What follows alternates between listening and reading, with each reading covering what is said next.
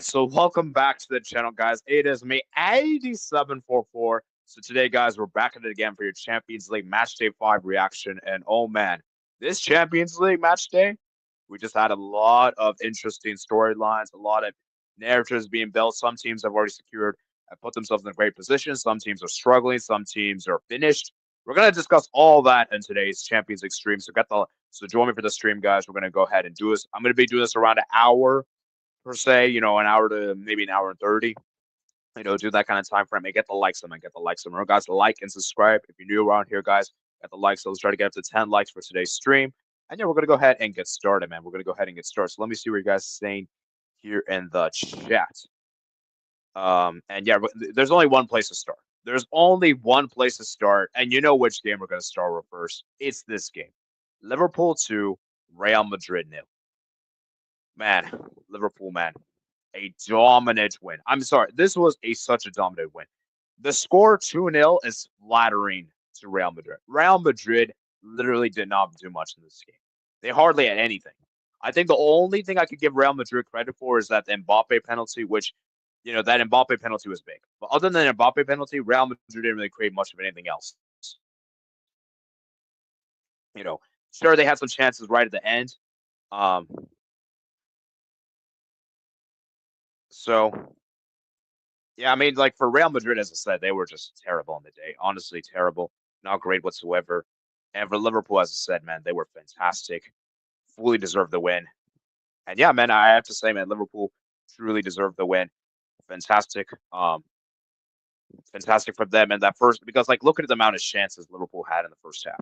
Like Courtois had to make 5 saves a day. Like Liverpool were just as dominant. McAllister was great. Salah was great. Luis Diaz, Curtis Jones. I think the only bad player for Liverpool on the day was probably Darwin Núñez. I think he was probably the only one that didn't really show up. Other than him, though, I think everyone else did their job and got the job done. And for Real Madrid, as I said, defensively they were shambles. They didn't really offer much of anything. I think the only players that can hold their heads high from this game for Real Madrid are Courtois and Camavinga. I think these two players were fantastic. Probably the best two players for Real Madrid on the day. Valverde I thought was good as well. And yeah, Mbappe, man, we have to have a convo about Mbappe because I've been hearing people tell me that, oh, Mbappe he's great on the left. Maybe him out of position. Maybe that's the reason why Mbappe hasn't been great. Dude, I'm sorry. Even Mbappe in his preferred position as left winger still didn't cook. He was awful. In fact, this was a really bad game for Mbappe because I'm sorry. It's not even just a penalty miss. Do you guys see? There's like this image that's going around Twitter. Like he has his head hold like upside down. Like that's crazy. Because I'm sorry, Mbappe. The way you're playing, because the thing is, Mbappe, you're a World Cup winner. I have high expectations for you, high standards. And let's be real, guys. Mbappe, we shouldn't be given this amount of grace period for Mbappe. You're a World Cup winner. We give you so much. You have so much experience. You're one of the best players in the world. You're performing like this. I'm sorry. This is such a bad game for Mbappe. Mbappe, man, you were particularly awful. You didn't do much. And for Liverpool, Real Madrid, as I said, man, Carlo Ancelotti, you have a big dilemma for you. Do you make the big decision of benching Mbappe? Because I think Mbappe may need to be benched. Because if Mbappe keeps performing like this week in, week out, it looks bad. It looks bad. I'm sorry. And I like Mbappe. I like Mbappe. In fact, I actually respect him. He's actually he's actually a player I really do like. But if he keeps doing this on a regular basis, there's problems. McAllister scored a great goal there. Great, lovely play there. I believe Bradley got the assist, and I thought Bradley was amazing. Did you guys see that Bradley tackled Mbappe? Oh my geez, that was a stupendous tackle there. Shout out to Bradley. I think Bradley was probably the man of the match. Then obviously Keller made that penalty save there. Vasquez won the penalty there coming off the bench. And Keller made the save, and Mbappe misses the penalty. Then Liverpool had their own penalty when Salah basically dunked him for Lamendi. Lamendi was absolutely atrocious. Salah dunked on him. Salah misses the penalty, skies his penalty. And then Liverpool score a second goal there from Gakpo coming off the bench there. And yeah, I mean, it was a great set piece there. Real Madrid had some chances, like I said, towards the end, but it wasn't really that significant. It wasn't really that great chances. And so Real Madrid, as I said, man, they put themselves in a really bad position, guys. This is now 3 losses in the Champions League now for Real Madrid. This is uncharacteristic because usually Real Madrid usually don't do this bad. But now Real Madrid have put themselves in a position where it is bad. It is bad. Now, let me be clear and say this right now, guys. There is no way Real Madrid is getting knocked out in the Champions League phase alone. They're going to make at least the playoffs. Now, are they going to make top eight? I don't think so. They're not making top eight. I think top eight is not going to happen. Top eight's not going to happen. Now the question is, will they make the playoffs? Because if you look at their next remaining games, if you look at the next remaining games, let me actually pull their fixtures. Sorry, I just put in the timestamps. If you look at the next couple of games, Real Madrid, I believe they have to play. Let me just check real quick. Real Madrid have to play Atalanta. They have to play Atalanta away, which is going to be a tricky game. Then they have Salzburg at home. Okay, Salzburg should be easy. And Stade Brest. That's not see, the Stade Brest game is interesting. I would expect Real Madrid to beat Salzburg, and they probably should beat Stade Brest.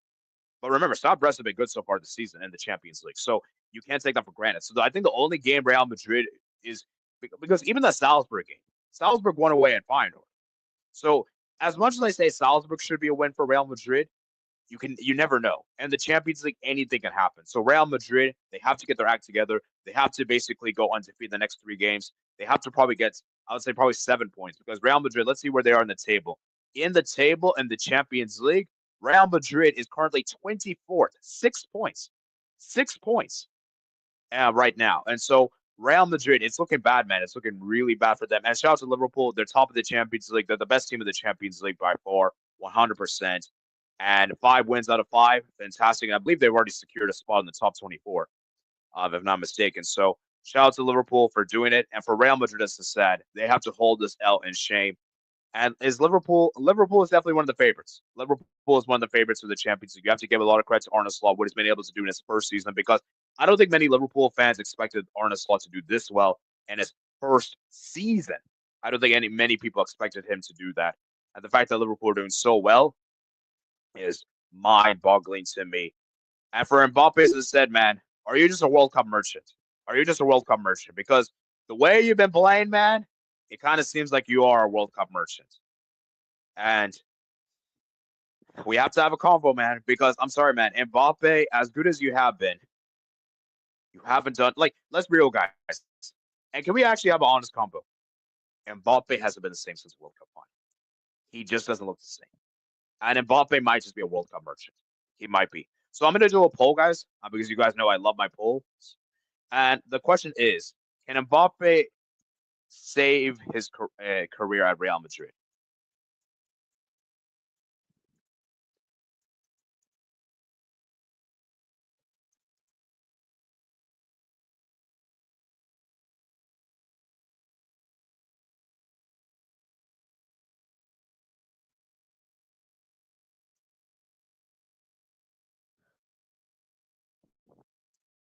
So, like I said, man, it's actually crazy, man. It's crazy to see what's happened to Kylian Mbappe, man. So let's go ahead and read some of your guys' comments. Where are we? Oh, I'm back. Benfica comeback. Brandon Blanco said, let's go. Champions League nights. It's a big week for Al Nasser.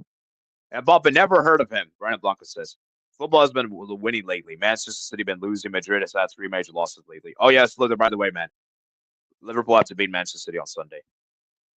I don't want to hear any excuses. Liverpool have to beat Manchester City on Sunday. 11-point gap. Yeah, Liverpool, man. This Liverpool super team is looking weak, man. Start Endrick and Guler. I mean, Guler was decent, to be honest. I think he was okay, but I don't think Endrick would have done much. Maybe I guess he could have started, but I don't know, man. I don't know. Hello, how is everybody? 8M. Elephant green screen effect. I'm good, thanks. All right, elephant green screen effect. It's time to smoke that Mbappe pack. It's time to smoke that elephant green screen effect pack. If Mbappe doesn't pick up some performances, I'll be surprised if he gets Ballon d'Or nominations. 2025. Hey, hold up. Okay, let's relax our slow there. I think you're going a bit too far. But I will say this though, there is a genuine possibility. There's a genuine possibility. But I think it's a bit of a it's a bit too reaction, I would say. And also, I forgot to mention this, guys. This is the first time Liverpool have beaten Real Madrid in the Champions League since 2009. It's been 15 years. 15 years since the last time they won. And I'm going to show you guys that game real quick, guys. And let me see, just show you guys right here if I can find it. Oh, it's not even here in the football. But basically, it was 2009. It was a masterclass by Steven Gerrard. And yeah, 15 years ago, man. Absolute insanity. Liverpool won 5-0 in aggregate. And yeah, Liverpool, man. Liverpool smoking that Real Madrid pack. And revenge is finally served, man. Revenge is finally served. I predicted Liverpool to win the Champions League this season. Yeah, I'm sure you did. I'm sure you did, Albert. I'm sure you did. I'm sure you did, man. I'm sure you did.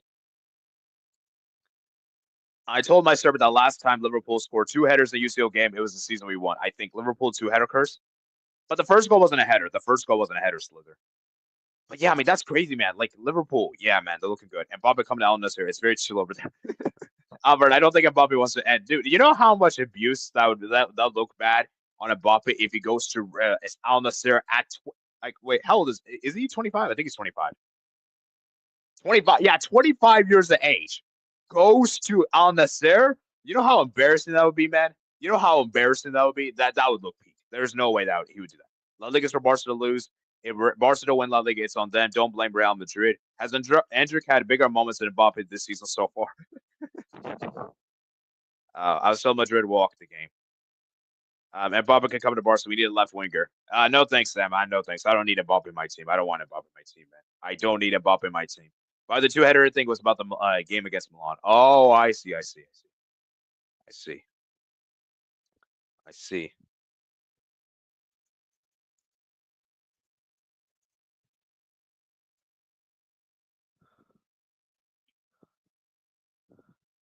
So let me go ahead and send the link to him.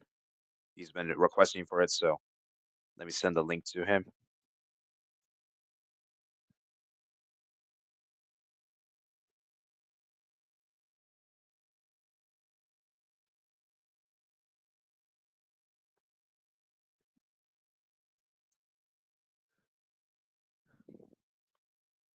All right, so I think that's. I mean, Liverpool, man, absolutely dominated. For Real Madrid, as I say, Carlo Ancelotti, man, it's looking peak, man, for Real Madrid.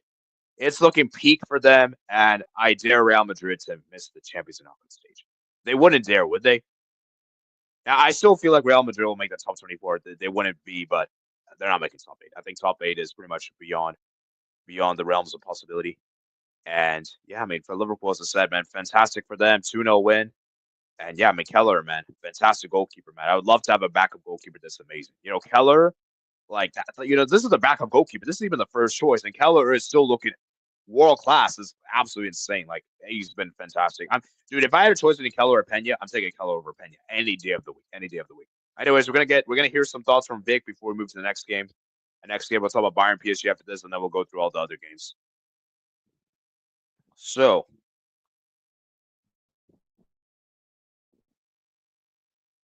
Um,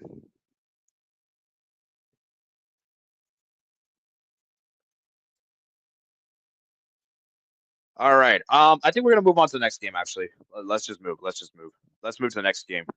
Because I'm kind of in a time crunch, so I can't stay for that long. So we're gonna move to the next game. Next game we got here is Bayern 1, PSG 0. Bayern. I mean not Bayern, PSG. The joke of the town. Oh, actually he's here.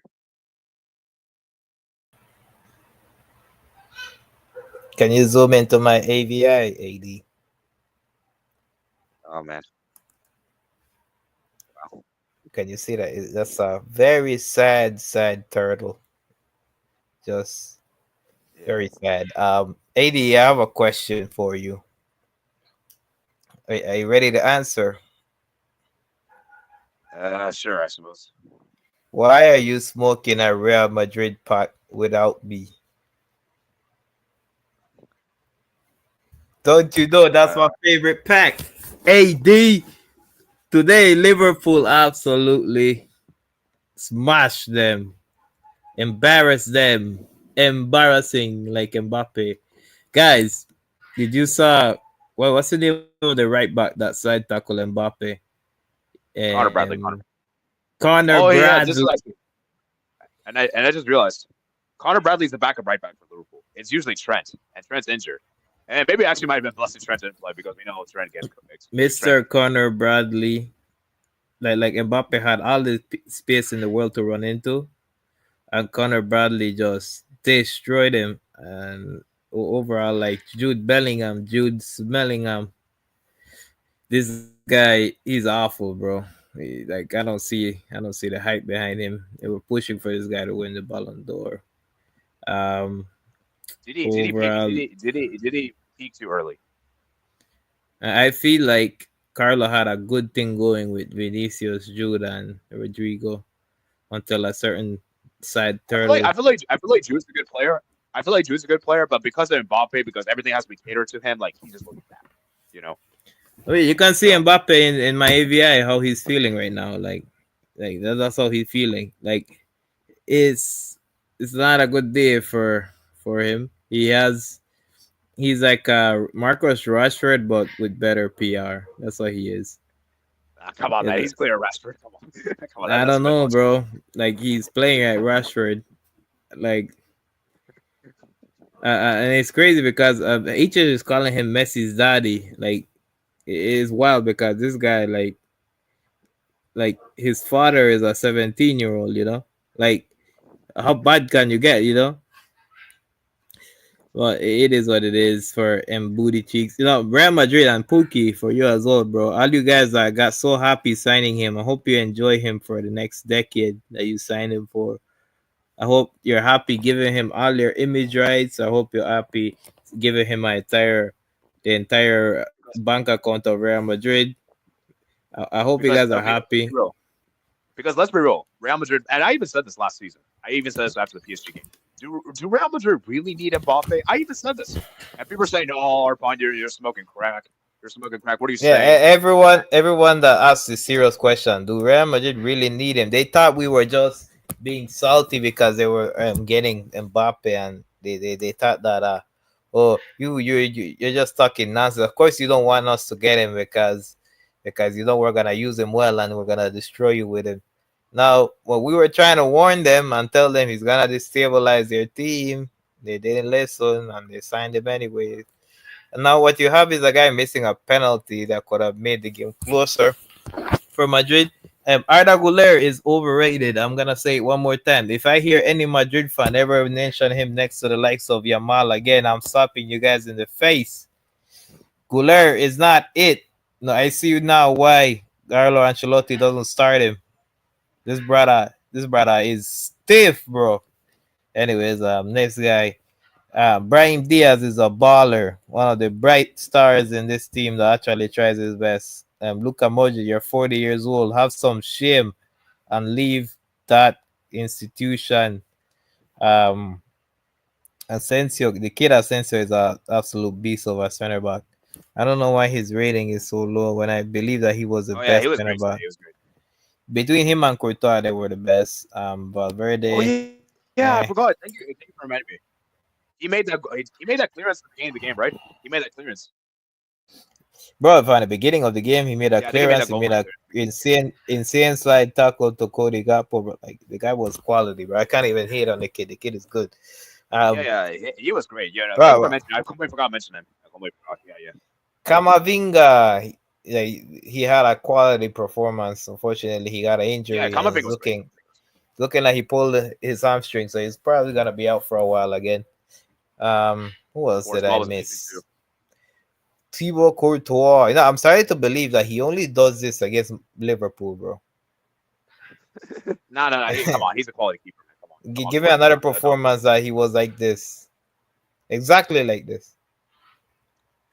The Champions League Final 2022. No, that was against Liverpool.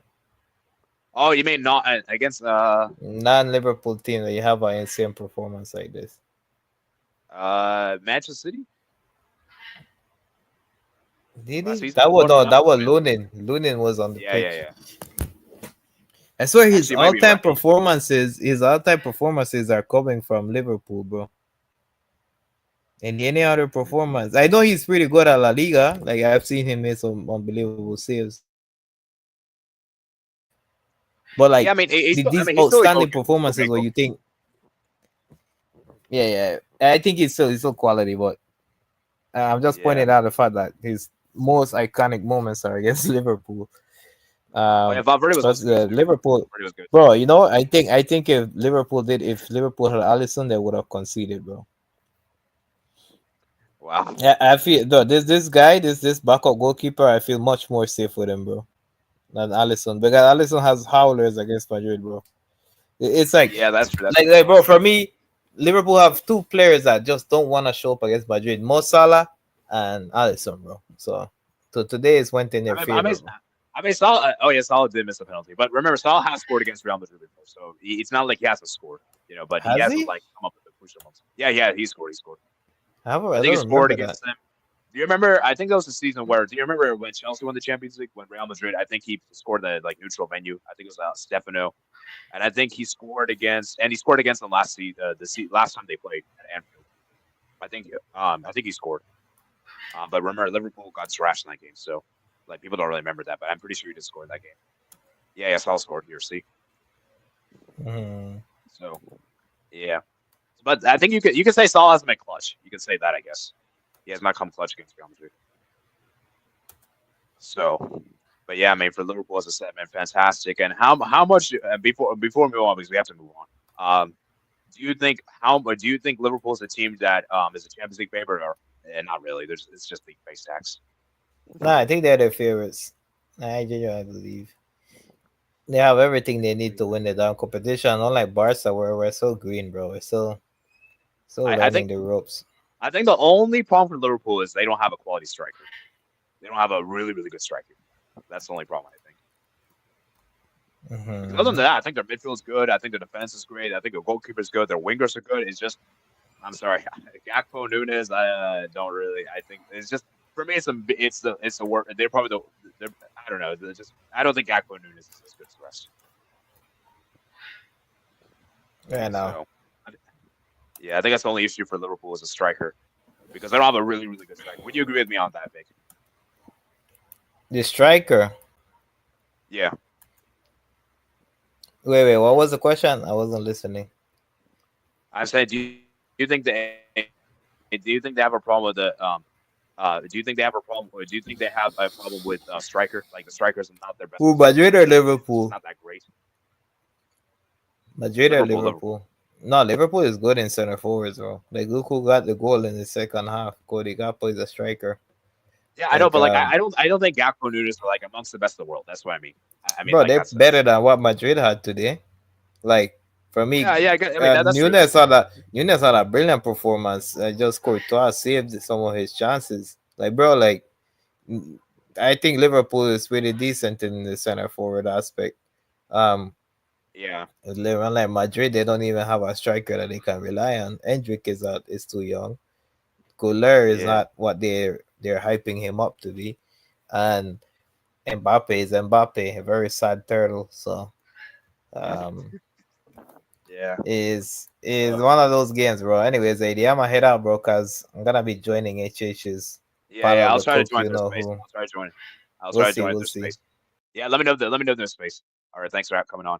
All right, so we're gonna go ahead and I think move on to the next game. Let me just read some of your final guys' comments. Um, Casey Keller is such a good goalkeeper. I can't believe Liverpool picked him up. Hello, Doodle. Sorry, sorry, I sent you the link late. Yeah, it's fine. It's fine. All right, so give me your quick thoughts on this game because we have to move to the next game. We've been here for like 20 minutes, so we got to get to the other games. So is it the first game you reviewed because it's the biggest Yeah, one? the first game. Yeah, Yeah. first game. I mean, to be fair, there's not really much to say. I mean, it was pretty Yeah. much one-sided. Right. I'll say this first of all. Kylian Mbappe. Yeah, this guy's a fraud. I think we should start with that. He's on fraud watch right now, and I actually think that any person that said that Mbappe is a better left winger than Vini, I'm not even a Madrid fan, but anyone that said that, I think they're being proven wrong because I think Vinicius is better player than Mbappe, and I said it right now. You can clip it if you want, but I firmly believe that. Second of all, I think that Liverpool dominated this game. I did expect them, and they firmly deserve to win. Connor Bradley looks like a baller. I cannot lie. Um, And look, I think overall, not really much aside. I just think that Liverpool finally got the revenge on Real Madrid, and it was deserved, and it could have been even worse. But Real Madrid, I think that I'm gonna say this: I don't see Real Madrid making top 8. I don't see them making top 8 if they play like this, because they still have Atalanta away to play. They're probably gonna win some games, but I mean, I think they're still gonna make round of 16, but I don't know how far they're gonna go in the competition, because this is bad. This is really, really bad for them. But for Liverpool, this is. Go ahead.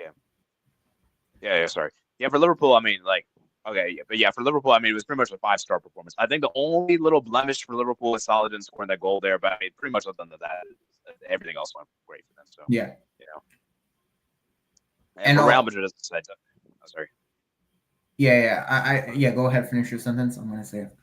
And for Real Madrid, I mean, the only players that played well were Courtois, Camavinga, and Asensio, and Valverde. I think that's it.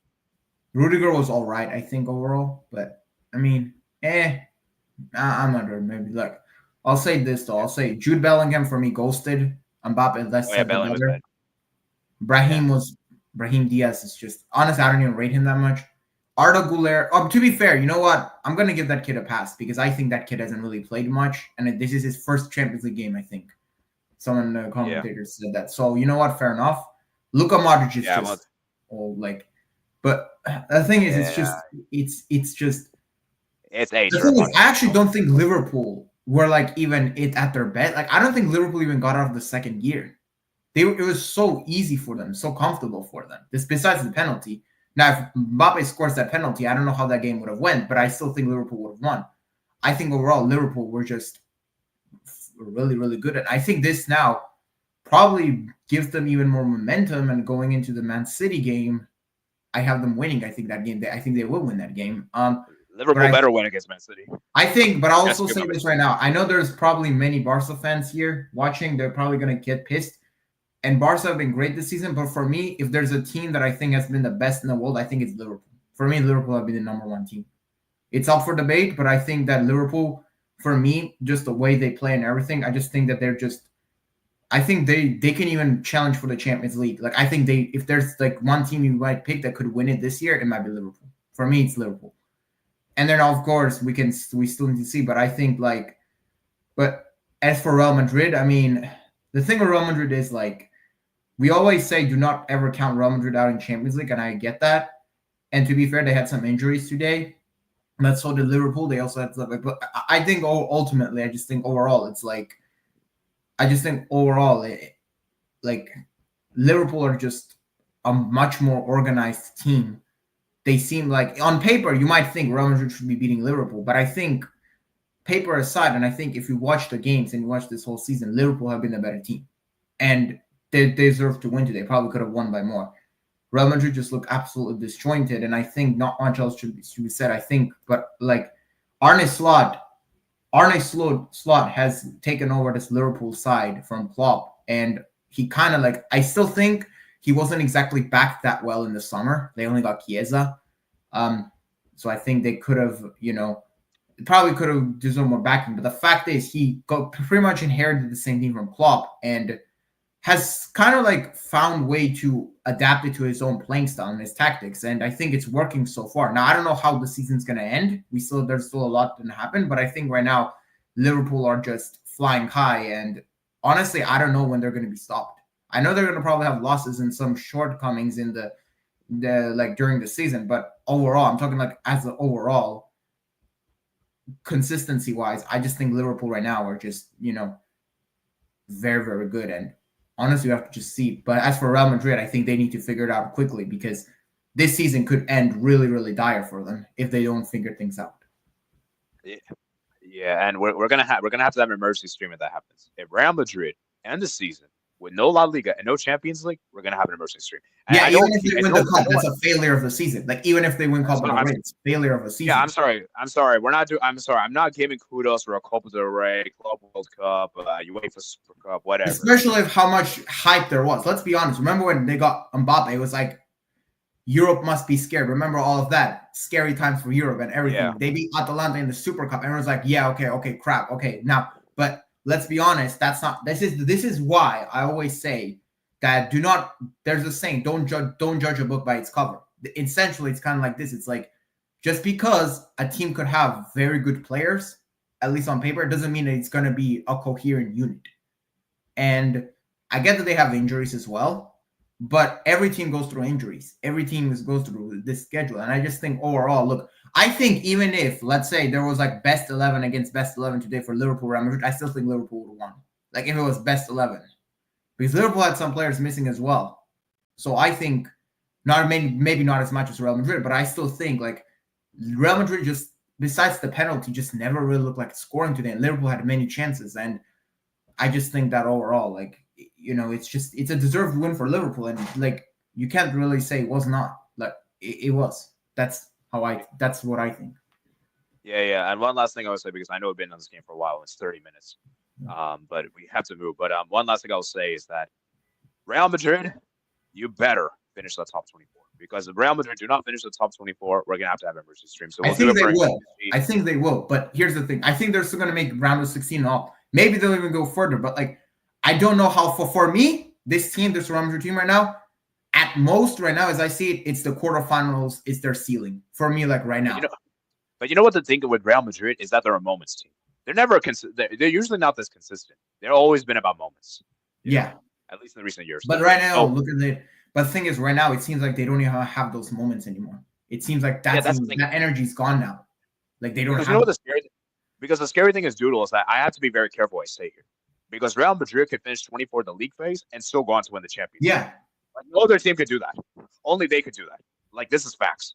I don't argue with you. But the thing is, right now, if we analyze it as how it is, the sample size that we have, it's not good for them. Like it's looking. Okay, yeah. I'm not saying it's been. I'm obviously not saying it's been bad, but we have to be careful here how much we slander Madrid, because Madrid's the type of team that is true. That is true. That's why I'm trying to hold the reserve. It's like, but at the same time, it's like if they don't figure it out quickly, I mean, you know, it's not going to be great for. No, I do think they're finishing top 24. I think that's way too much. Come on. We all know. You know what's going to happen is what I think is going to happen is Real Madrid are going to click into gear. They're going to get the wins up in Champions League, and they're probably good. I don't think they're going to make top 8, but they're going to finish top 24. And I think come on, guys. You guys are being reactionary. You guys are being extremely reactionary. You guys say they're not finishing top 24. You guys are being extremely we're forgetting like once Vinicius like. Even when this team maybe is not playing that well, like once Vinicius is back and all, you know, they might not play that cohesively, but they're still they're gonna have moments. They're gonna win games. It's just gonna happen. However, that's also not to say that they don't have problems that they need to address. They have a lot of them. So so I still think they're gonna make round of 16. They probably could even go further. But here's the thing: is like, are they like? It's been very disappointing. Like it's been kind of like I see Real Madrid and Manchester City in kind of similar of a boat. Now Real Madrid hasn't lost as many games consecutively as Man City. I mean, Man City's situation right now is crazy. But you know, those two teams were considered as like the most talented teams on paper, at least, and makes sense. But yeah, I mean, I don't know. But also the thing is has Mbappe like ruined Real Madrid? Like. People have been joking about this. Is this now like I think now it's a serious conversation? Has he ruined Real Madrid? Because the thing is, Mbappe. The thing is, Real Madrid didn't need. Real Madrid need a striker. You know, I think a striker like a Harry Kane. I think Harry Kane, like a striker like a Harry Kane, could have been probably more suitable to Madrid than Mbappe. That's my opinion, though. I'm not saying they have to get Kane, but I'm saying like an actual number 9. Mbappe is not an actual number 1. But honestly, though, Mbappe hasn't exactly been great since 2022 World Cup. Let's be completely honest. Yeah, like basically, that's the last time I remember as peak. Like when he scored the. I was like, that was like, this is Mbappe. Since then, it's been like last season. I mean, last season Champions League, right? Not that great against Barca. Ghosted against Dortmund. Like that, and then this season so far. I mean, this season, what has he done? Like. Ghosted, like did well against who? Like Stuttgart. Yeah. Like what are we doing here? What are we doing here? Like it's just really bad. And for Real Madrid, as I said, obviously Vinny was a huge blow. But even if Vinny did play, I don't think Real Madrid. I think Liverpool were still going to win. Yeah, that's the thing. The thing is, obviously, Vinny's like we all know Vinny against Liverpool. I mean, we all know the record he has against Liverpool. Yeah, I mean to be fair, that was with Trent though. That was the trend, though, to be fair. It's Connor Bradley. But, I can't, Connor Bradley looks like a decent right back, though. I can't lie. Yeah, dude, Connor Bradley. People are going to say Salah. People are going to say McAllister, Gakpo. For me, Connor Bradley was the best player today. I would argue. Yeah. One of the best players. Yeah, Bradley. All right. Yeah, I know. So we're going to go ahead and move, guys. We're going to go ahead and move because let's be real. This game was pretty much the main game of the week. So that's why we have to spend a lot of time for this game. We'll obviously go through the other games, and then maybe we'll circle back to this game if you guys have any further thoughts. But right now, we'll go. We'll to be fair, there was Bayern PSG, but let's be honest, this Bayern PSG holds same weight as Liverpool Madrid does not. And honestly, this game is dead. This game was kind of dead. Yeah. All right. Let's move, man. Let's move, and I'll read you guys' comments after we go through this game.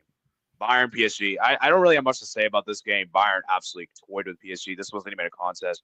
Bayern absolutely ran the show. I'll say this though. I think the Dembele red card is a bit harsh. I rewatched it. I think it was maybe a bit harsh. But at the same time, when you're going for a tackle like that, it's a bit rash to go for a tackle like that. I think it was a bit harsh, but I still think even if that red card doesn't happen, I still think Bayern win because PSG for me were just dire. They just didn't really do much. And I think they're actually lucky that Bayern did not score more. Because I think that and honestly, we talked about Real Madrid and Man City. These guys, PSG, the Champions League this season have been dreadful. I think. Yeah, I'm sorry. Yeah, and I'm sorry that PSG backup goalkeeper was bad. I mean, I'm sorry. What were you doing there for that goal? I mean, that was such a horrible goal to see. Yeah. And Luis Enrique. I'll say though, the thing is though, PSG's attack for me is their worst area. It's so bad. Bro. It's so and this is against Bayern Munich. With all due to respect, right? Look at Bayern's back line. First of all, Neuer, we all know he's cooked. He might be cooked now. But it's still Neuer. Yeah, Neuer might have redeemed himself. Neuer made a good save. He made a big save. He made a good save. But you see, Konrad Laimer at right back, Kim Min-jae, Upamecano, Davis. What are we doing here? This is not some crazy defense right here. Not even barely threatening. Look at their midfield also. Goretzka. What are we doing here? This Bayern Munich side, you look at it, it's not the Bayern Munich side of old. It's not that good. But they toyed with PSG. They made I saw Bayern Munich do these passes, triangle passes around PSG, just without any pressure. PSG barely even pressed. It was just lethargic, and I think it was just what the hell? I mean, and I think that overall, I just think it wasn't really that good of a game to watch. Really, just nothing. Yeah, it wasn't. Yeah, shout out to Bayern though. Bayern 7 clean sheets in a row. That's pretty crazy. Impressive stat. That's pretty impressive. And usually Bayern are known for defense. Usually they're more known for their attack historically. Exactly. Yeah. But I think their attack was pretty wasteful, though. I think the fact this only ended 1-0 is kind of crazy because I think they had way more chances. Yeah, Kim Min-jae scored a great goal there, and Bayern, man, they were fantastic. Musiala, that was a lot. Do you guys see when he? Still have questions, so I'm still not fully convinced by this Bayern Munich side. However, I'll say this though, is that at the end of the day, it's still Bayern Munich. That's think that's kind of what I'm saying about Real Madrid as well. It's we can't really take either of them lightly because you never know. But for me, Bayern Munich are Bayern Munich's problem for me is that I think their wingers are not productive. That's my I think that I'm sorry, Sané, I've never really rated him that highly, especially since he left Man City.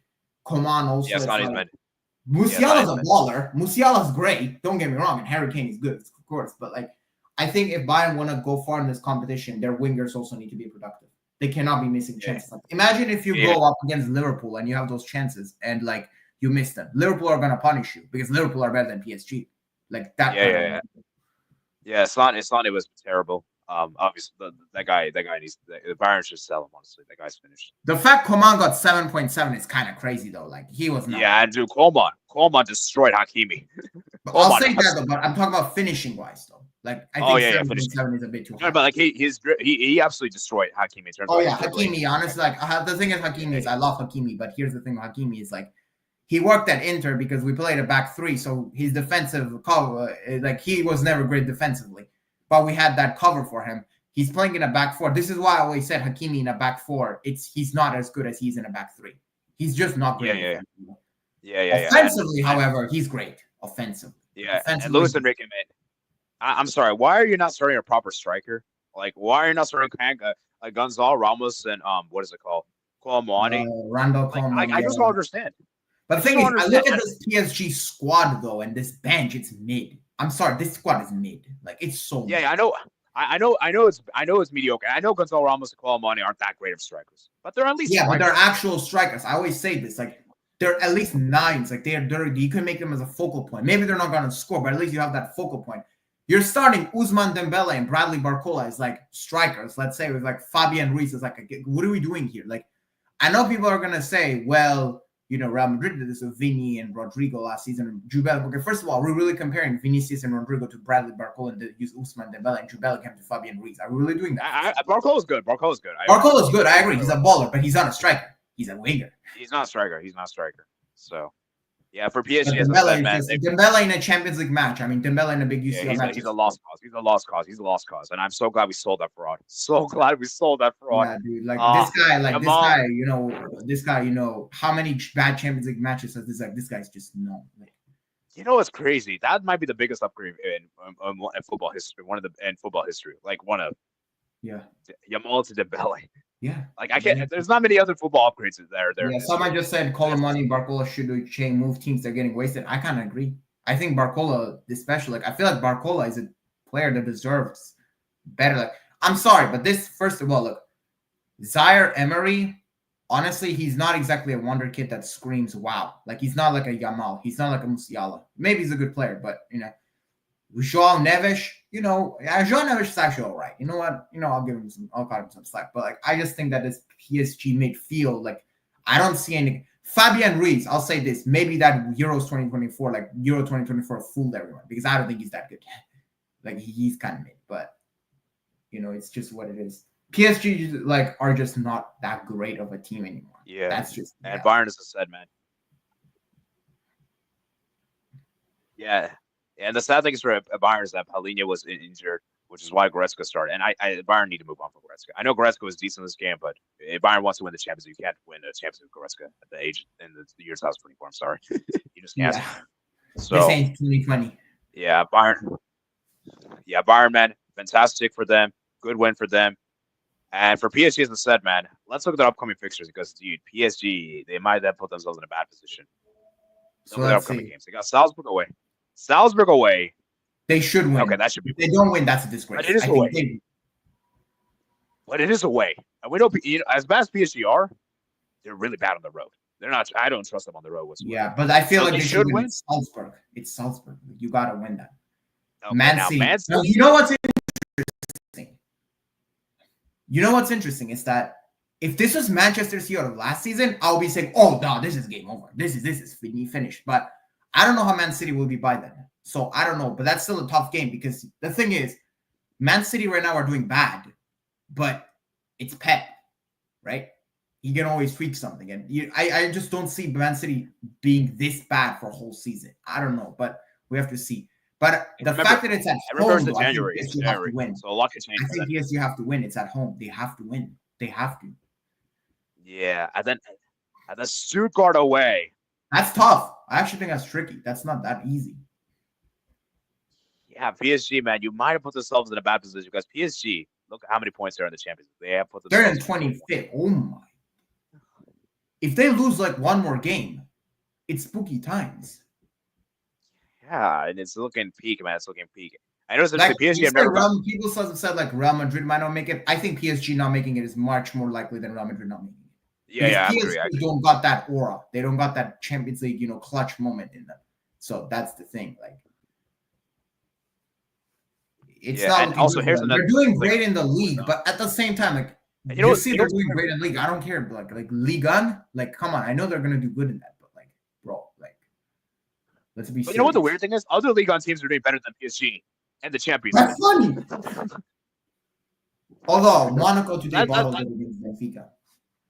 Well, let's talk about them in a bit. But the point I'm trying to make here is that PSG is like, you never got grouped in the Champions League modern format. You're going to get grouped in the new format? Eek. That's crazy. So.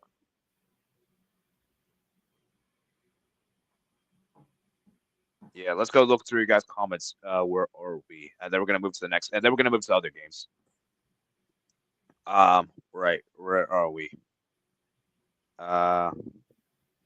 Kim and Jay is not finished. We're spooky. Pookie's here. Do you prefer Kim and Jay at Napoli or Bayern? I think it was better at Napoli. Napoli. I think it was better at Napoli. Yeah. Yeah, Napoli's, but he's making a name for himself, Bayern. Yeah, I mean, I think he's starting to improve now, but I still feel like in Napoli that was the best. You know, Kamavinga injured. It's a good job. Kamavinga can play any position. Kamavinga can play himself. Yeah, Kamavinga was great. And not Cole, not Rashford though. Yeah, that was a bit crazy. Actually, you. I think you missed this part. Vic was saying that Rashford and Mbappe are it's like comparable, which I thought was crazy. I think that's crazy. Like I know Mbappe is not doing good right now, but are you really gonna take Marcus Rashford over him? No, no. No, I'm taking Mbappe. Like, come on, that's a bit too far. Hey, you gotta go. That's too far. That's too far. And Mbappe's dangerous when he's at his worst though. Remember what he did for France when they were 2-0 down. But that was vintage Mbappe. This is not that. Like. That was 2 years ago. Like, can we come on? Like, that was 2 years ago. Yeah. Now Goulet is very talented. I mean, he's good. But let's not. I'll say this about Goulet. Like, I think he's good, but I think he needs It's just. I think the problem with Goulet, I think, is like he's not being utilized at Madrid. You can't just throw him into this kind of a game after not playing him much. Like, you can't just do that. That's gonna. Oh yeah, I forgot to mention this. I forgot to mention the Salah even won the penalty as well. So I forgot to mention that earlier. He literally only got 50 minutes. And Mbappe, retire uncle. We finally beat Madrid. Wow. Madrid awful. Somebody save me. Real Madrid not finishing top 20. Remember what I said 80. Okay, you're going too crazy. Now if you say PSG aren't finishing top 24, I kind of hear that. Real Madrid though. Yeah. No, come on. Current Messi or current Ronaldo? I think they're both around. I mean, if I had to, that's actually a good question. I don't know, man. That's actually something. I'll say this. I'll say current Ronaldo. Even I prefer Messi, but I'll say current Ronaldo maybe. But it doesn't. Yeah, I think Ronaldo's been better than Messi. Messi currently. Current, not all time. Not all time. Yeah. If I had to choose, I'll probably say Ronaldo for now. I'll say both over Mbappe. That's actually crazy. That's actually crazy. To be fair, both are grandpas right now, so But that's actually crazy. You would take a current version of the Messi and Ronaldo over killing Mbappe. You know how wild that is? To be honest, I feel like Madrid fans would take Ronaldo over Mbappe right now. They probably would. Oh, speaking of PSG, this is actually a good way. I found the stat on Twitter. You know the last attacker to score a goal for PSG in the Champions League? That's Mbappe. I saw it today. I saw it earlier today. That's crazy. Oh my jeez, PSG, man. I shouldn't call them PSG anymore. I should call them LSG. LSG rises, man. Yeah. Or Carlo on a Kane. They're missing Benzema. 40 minutes for a game low. Hello, again. But he could have done something.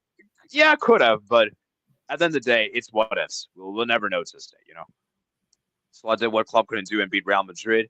Come on, let's not. The thing is, if this was like Arne Slot against, like 2022 Madrid or 2024 Madrid, does he win? No, he doesn't. Let's be honest.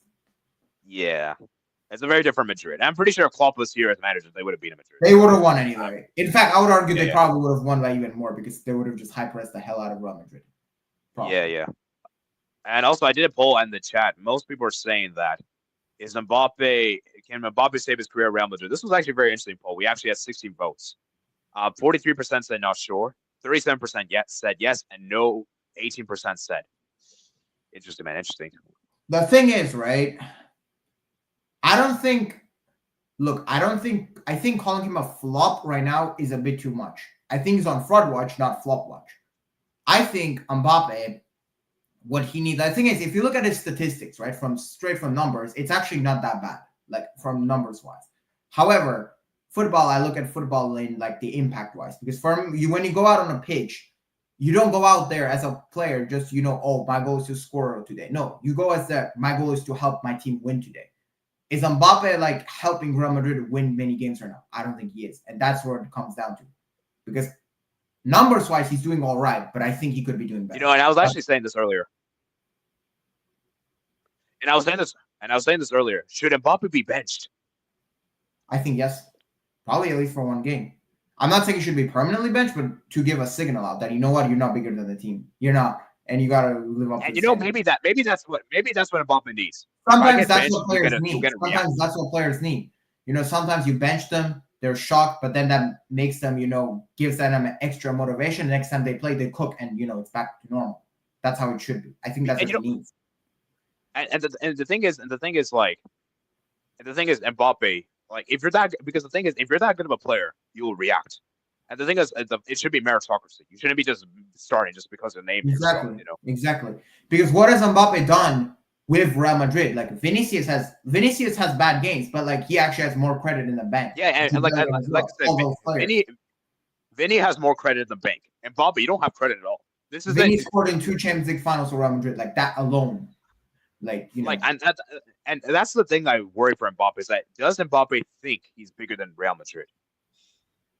I don't know if he thinks he's bigger, but here's the thing though: is he like, you can't be playing like this when you're like Kylian Mbappe. Like, there's different standard. Like, you know, you're at Real Madrid; they've been wanting you for so long. You just come, you finally arrive, and you're playing like this. Like, no, like you can't. You gotta perform, man. You gotta. Yeah. So it's not too late for Mbappe to go to university. What was the second yellow for me? PSG or mid SG. Coman should have had a hat trick. Should have come up Courtois, Asensio, Jude, and Valverde as well. I don't think. Jude, no, Valverde actually did all right. You know, Valverde. Valverde was good. Valverde was good. Jude for me. Courtois, yeah. Actually, I want to hear from you. Courtois. Yeah, Courtois is the best goalkeeper in the world. Yeah, I agree. Although there's a third, your team. We're gonna speak about your team because I know you guys have been sleeping under the radar. No goals conceded. We'll have to speak about that. Oh yeah. Speak about that. Oh yeah. Of course. Yeah. He should have done better for the Gakpo's goal though. I don't know if he could have done better though. Like I don't know. Like it's a header. It's a cross in. He's headering. I think defense should be doing better. Gakpo was left way too unmarked in my opinion. I don't know if he could have done better. And one last thing I want to say about Mbappe, you can't use the position thing as an excuse because you played in your left flank. You played in Vinny's space. Yeah, you can't use that. And you're like, this was like against Liverpool in a big match. You're playing on your favorite wing, let's say, and you stunk up and you were awful. So this position gimmick or this excuse, it goes out of the window now. Like it's done. Like he needs to adapt to that because he's not better as a left winger now than Vinicius. Maybe he was a couple of years ago. He's not anymore. Football moves.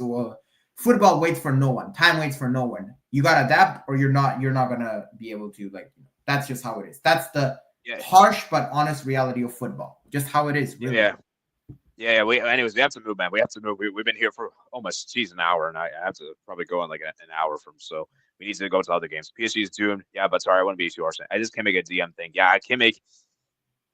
I mean, I feel like actually, I want to hear from you, Doodle. Do you prefer Kimmich as a midfielder or right back? I prefer him as a midfielder, to be honest. I think if he's playing as a DM, I think he's better there. Now, if he's playing higher, then I think it would be right back. The thing is, Kimmich was originally a right back, I think, but then he became a DM. I think he can do both. I don't think Kimmich has the athleticism or the pace to be a right back. I think that's the thing that holds him back because last season we saw how Vinny cooked him when Madrid played. So I think he's better in the field, in my opinion. Yeah. That's fair enough. PSG main Mbappe's old club. Yeah, he was in yellow too. Jude wasn't that awful. We should go back to right back. First as he was. Pulisic at Bayern. Pulisic, just stay at Milan. Don't go to Bayern, please. No. McAllister's yellow card, but still scored. I don't think so. We're not talking about Asensio. Yeah, he was good. I used to stay in Milan. Yeah. I must have round down good. I know it's Albert, but they're at least proper strikers. They're proper strikers. That's the thing. They're like, at least you have a number 9. You have some presence there. And you know the sad thing is people nowadays aren't respecting strikers. Like strikers are so disrespected. Yeah. Now everyone wants to do this false. Because I think people put their striker standards to like Messi's and Ronaldo's goal scoring. That's the thing. Like people got to understand that it was just a complete outlier. Like the strikers, they are like, I just think overall the game is right now, it's like the strikers are kind of being made to, do this, drop back, link up play and all that. But like we need some old traditional number 9s, those like killers in the box that I should say. Like, someone in the box, that as a focal point that you can like deliver the ball to and he's gonna like score. Those kind of strikers are kind of missing now, I feel like. Yeah, Kimi already been saying that. All that money PSG's gonna start with the striker. Barcola just scored. Full money, Barcola should move teams are getting washed. Hakim is only known for his 1,022 run. I have to Paulinia, he's injured. PG. I feel like it's such a boring team now. Okay, what about Vitinha? I rate Vitinha kind of. Yeah, they're both good. But let's be real. PSG's biggest issue is their attack. It's not even the midfield defense. I think the midfield defense is fine. It's just that attack. Their attack, it's awful. Yeah. Which is kind of crazy because in the past, we used to say their attack is good, but their midfield defense isn't good. Now suddenly it's like that. Now it's the other way around. Yeah, I mean, are we really surprised about PSG, though? Rodri made Fabian Ruiz look world-class. People don't think he deserves the Ballon d'Or. Okay, let's not start the Ballon d'Or discussion. We're not going to talk about Ballon d'Or. Like, can we not? Like, Yeah, it is what it is. Vinicius should have also moved. Kimmich and Goretzka shouldn't not be a Bayern midfield anymore. Yeah, Goretzka shouldn't be.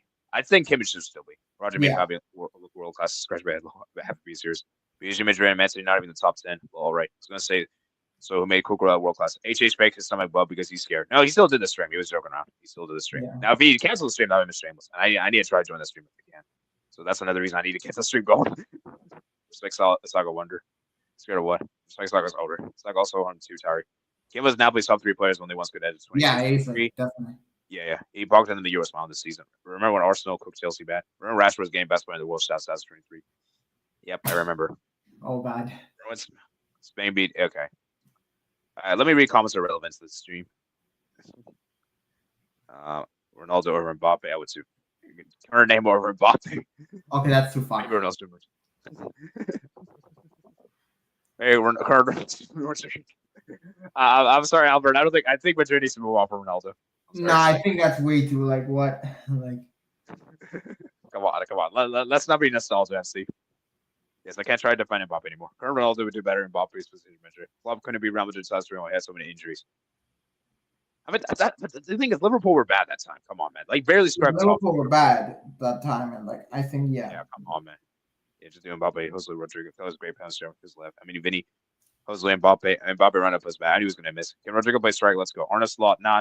This is Arne Slot here. Vinny's best striker and left winger. Then Mbappe right now. Yes, I agree. Go to Man City game next. Man City are doomed. Hope Liverpool don't ruin my weekend. Sure, beat Real Madrid 2003, which club couldn't do with Liverpool. Sorry, man. Yeah, people are using this too much. Like, oh my God. Like, are we suddenly going to discredit Jurgen Klopp for not beating Real Madrid? Like, first of all, he actually did with Dortmund. He hasn't with Liverpool. Yes, that's true. He did with Dortmund. Liverpool. And let's be real. Liverpool played really well in that final. Courtois just had a beast mode, the masterclass. Yeah. And it was the Champions League final. You know, and Real Madrid are like goated in those finals, you know. The Royal League sends yesterday, man, and he gets happen. Who's wins there, guys? Seriously. I went to PC with Real Mbappe. They can't have it. That's what I'm thinking. Oh, one last thing I want to say about Mbappe. I know, last thing, I'm sorry. Is Mbappe a World Cup merchant? I think he was just in his vintage form. I don't know if he's a World Cup merchant. Maybe, to be fair, being a World Cup merchant, I mean, so is Ochoa, technically, for Mexico. So maybe he is. I'm actually being serious here, guys. Is he? Because you can make arguments. You can make arguments. Make an argument. Let's that's not even a bad thing, though, because World Cup is the main it's a big event, so that's not even a bad thing. But yeah. But he's more versatile. Yeah, add to Inzaghi, Ronald, Minister, etc. Minister is a new Leicester City coach. So it was a great job by my opinion. Man United interim coach or Man United main coach, kind of. All right, let's move, man. Let's move. Then we're gonna move to Man City. Man City 3, Feyenoord 3. Oh wow. My God! Wow! Oh my! I don't even know what to say. Like, I don't even know how you can analyze this game. It's just complete chaos. Like, oh my God! Like, all I'll say is stay humble, as they said. Yeah. Well, I guess this is the humbling. Because let's be real, Manchester City should have won this. You scored 3 goals. And you're at home. You're winning 3-0. Let's be honest. This is Feyenoord. Yeah, with all due respect, it's not some crazy team. Like, you're not playing Madrid or Liverpool or Bayern Munich. Like, you're playing Feyenoord. You scored 3 goals. You're controlling the game. You're at home. Surely you see it through. And then they scored 1. Like, Feyenoord scored 1 goal, and Man City fell apart. That right there is also. I'm gonna say this. I know Gundogan scored, but I'm gonna say this. He's still watching. Leave the football before the football leaves you. The football has left him. He's finished. Like, he's done. He needs to retire. Because that goal is not masking everything. I watched the whole game. He was awful. The goal masks his performance. Yeah. And Walker, you need to retire too. Yeah, as well. And actually, Walker. Walker also like awful. Like, he's awful. Walker didn't even play, but he needs to retire too, probably. Yeah, Walker didn't play, but Walker. Like, yeah. But to be fair, I'll also say this though. Like, it's like Phil Foden, awful in this game again. Yeah. Grealish, not great. Bernardo Silva also. Honestly, if you look at this Man City, also Ederson, this guy is the most overrated goalkeeper ever. Wow. I don't think he's that good. I don't think he's ever been that good. Like, get like all this guy has is if he did not have the ball playing ability right now, he would be in Saudi. Like he would be in Saudi like right now. Like that's all that saves him. Because what the hell are you doing as a keeper coming out like that? How are you doing? Like man, what? That's crazy. Yeah, bro. Oh my jeez. That third goal. Oh my jeez. That third goal was a disgraceful goal to concede. How do you do that? Literally Like, how do you rushing come out like that and just do that? Like no, like yeah. And also, you know what the crazy thing is? People are gonna say this. I know people will say this in the chat. Oh, look, if Rodri played, Man City would have won this game. but here's the thing. Again, like Rodri, like, so is Man City Rodri FC? Are we saying that? Like, is Man City like Rodri Football Club? Because at that point, then it's a pro. Like, you cannot depend this much on a single player. You gotta know how to adapt. You gotta know how to things happen like this in football, and it sucks. But that's football. You just need to adapt. You can't do much about it. Like you gotta adapt.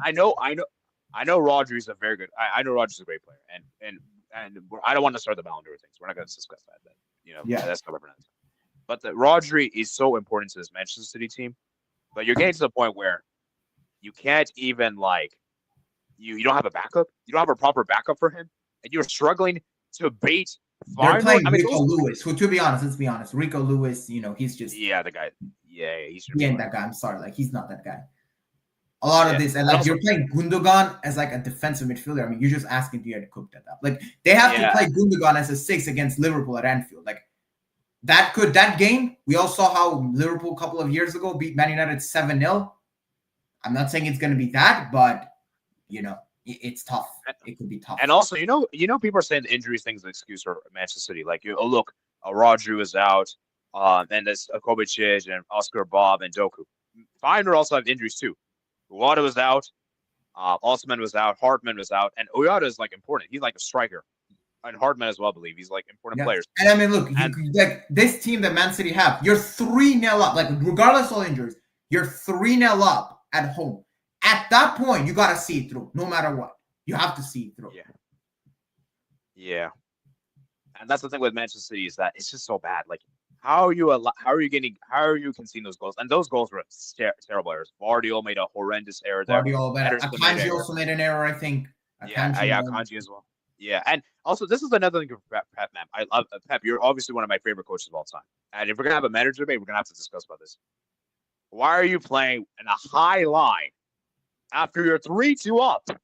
It doesn't make sense to me. That's the thing. Like it's like at that point, it's like you're playing you're 3-2 up. Your opponent has momentum going for them. Just shut the shop. Also, the thing is, at 3-0, he brought on some subs, some 2 players I actually have never heard of, like some youngsters. At the the thing is, you see those 2, right? I'll say you're throwing them on, and I think he should have just done that when the game, because I feel like he took it lightly. Because he thought, at that, to be fair, in hindsight, it's 3-0. So you might think, okay, it's Man City, it's 3-0 at the Etihad, surely going to see it through.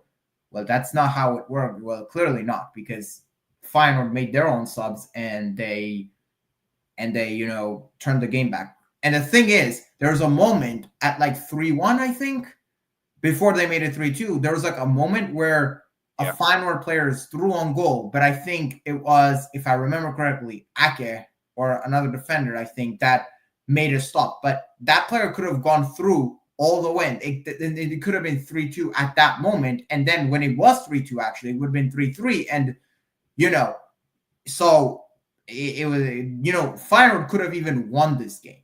That's how bad it could have gotten. That's the crazy part.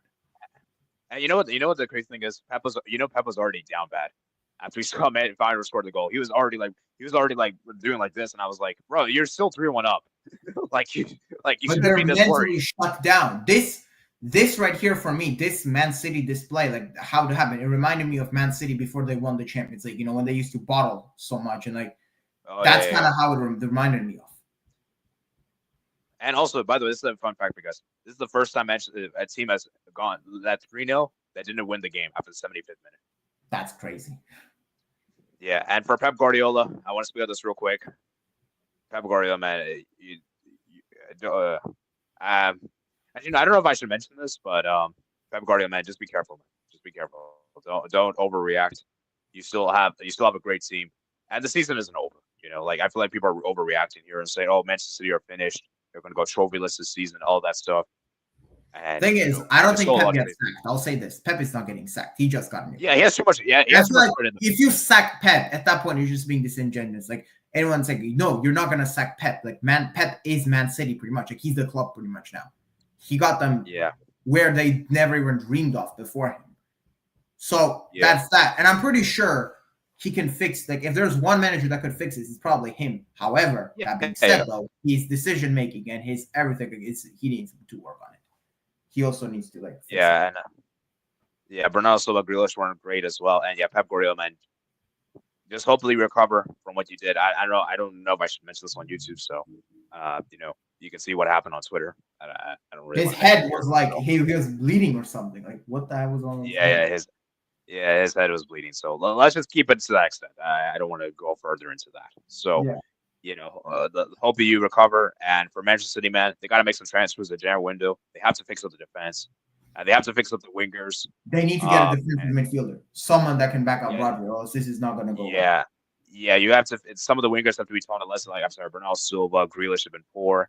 Holland, you also got to take some criticism. I know you scored 2 goals in a day. I'm not going to criticize you for this game, but the last couple of games you haven't been that great. So just Man City just need to overhaul. To basically refresh. I think they need to refresh. A lot of the players are aging as well. Yeah, man. And I think that's one problem is Man City's they kind of held on to some of these players. They should have probably refreshed after last season. Because let's be honest, last season, Man City weren't exactly like amazing. Like they obviously were great, but they weren't like vintage Man City. They weren't like Man City of the season prior. I think there were some signs. And here's the thing, right? John Stones was very important for Man City in the past, but his injuries have been catching up now. Like when was the last time this guy played? Like, they need to get. I think they need a new defender. I do think they need a new defender. Yeah. All right. Let's go ahead and read some guys' comments. Is the World Cup campaigns overrated? I wouldn't say so. How did Man City ball this? Man City beat themselves. I almost regret saying that. At least we instantly go. Stay humble.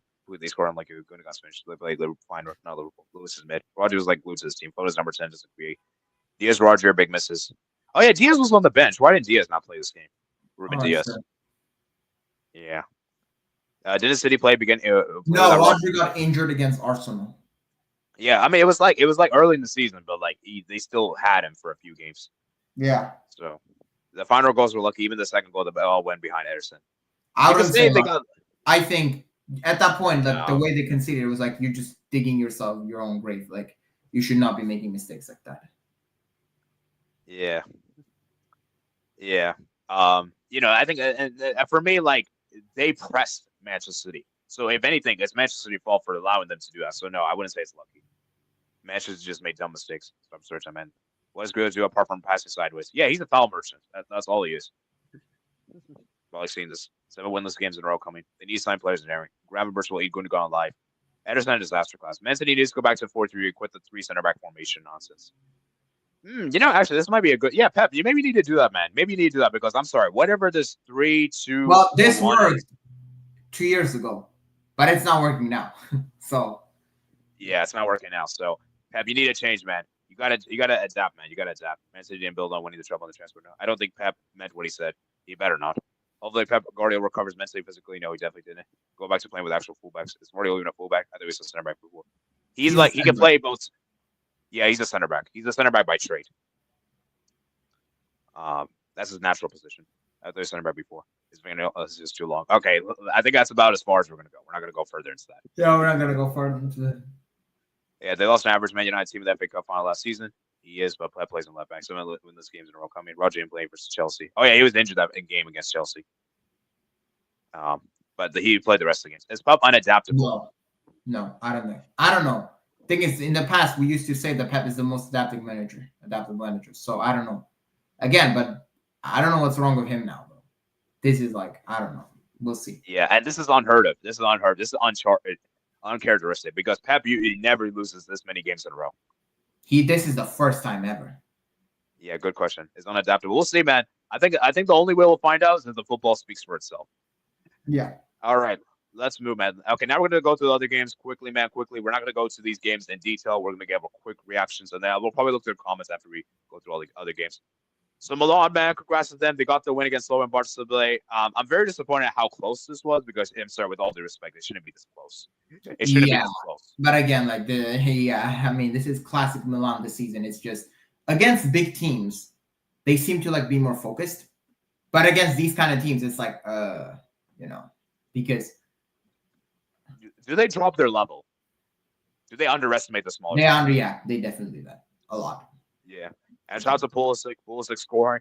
He's got more goals than Eden Hazard in the Champions League. That's actually crazy. But respect Hazard. He's still EPL winner. And yeah, I mean, for Milan, as I said, man, just not the most consistent, but they got the win. A win is a win. And for Slovan Barcelona, they gave it their best effort. They really pushed everything. I kind of feel bad for them, honestly. I feel like to be honest, this is, I think, their best performance so far in the Champions League. Yeah, probably their best performance. And yeah, I still stand by that Slovan Barcelona is the worst team in the Champions League. I still stand by that. And yeah, I mean, this is great for them in their debut, man. So shout out to Milan for doing it. And Milan, as I said, man, please be more consistent because this is the weird thing with Milan. You beat Real Madrid and then you struggle to beat Slovan Barcelona. It just doesn't make sense football and logic wise. Yeah. So maybe they conceded 0 goals to Juve this weekend. Then they just conceded 2 against Slovan Bratislava. Maybe we need a Milan versus Spurs. I think Milan win. Will win. Personally. All right. The Sparta Prague 0, Atletico Madrid 6. Dang, Atletico Madrid 6 is crazy. Wow. Atletico Madrid, man. Is Atletico Madrid back or Sparta Prague trash? Or is both? The thing is, Atletico Madrid haven't been great this season, right? Not really Yeah. But I guess they needed this kind of a win. Yeah. But you know what the weird thing with Atletico Madrid is that this is a team that when you least expect them to do a craziness, they do it. But and when you most expect them to do something, they don't do it. That's the thing. And when you expect them to do an amazing game, they I don't know. It's just such a weird team. Atletico Madrid, man. Shout out to Alvarez, guys. Did you see Alvarez's first goal? That free kick was nice. That was a fantastic free kick. Yeah, I think he's adapting. I think he's starting to adapt to Atletico now. Yeah, and I remember there's a lot of criticism of Alvarez, this overrated guy. How is he not scored? And the thing is, again, it's under Simeone. You gotta adapt to Simeone goals. So there's that. Yeah, and the guy's taking time. Sure, he's not as got the run grounding, but he's in good form. He's in good form now. Llorente was also fantastic. Simeone as well. Gallagher, Griezmann as well. Lino, Correa, and for Sparta, man, I think it was outclassed. They were just outclassed. I won't be too harsh with them. I think they did concede a bit too many goals. That's a bit too much because Atletico Madrid don't usually score 6. But I think they're outclassed, so I don't think they should be that ashamed. And for Sparta, man, it is what it is. Barcelona 3, Stade Brest 0. We absolutely obliterate Stade Brest. Let's be appropriate here in the chat, guys. Don't say nonsense here, and we have to be very, very careful here. So let's not make those kind of jokes. But I think this was expected. Stade Brest just, quality-wise, just got not really much else. Yeah, dude. Yeah, Barca were fantastic. Lewandowski was great. Lewandowski scored his 101st goal yesterday at the Champions League. Shout out to him. Pedri was also fantastic. Danny almost scored, and Barca were just great. And even even that Martin guy got an assist, and I still don't rate him. I still think that Martin guy is a bum. Defensively, the guy is bad, but he somehow got an assist. And Barca, we were fantastic and got the win. And bigger things to fry, I would say. So, but shout out to Barca for a win. And I think the only little blemish is Koundé has been looking a little shaky. And maybe Fermin Lopez, but that's pretty much about it. There's nothing else to really criticize. Yeah. So, Leverkusen 5, Salzburg 0. Leverkusen absolutely destroyed Salzburg, and Salzburg were so garbage.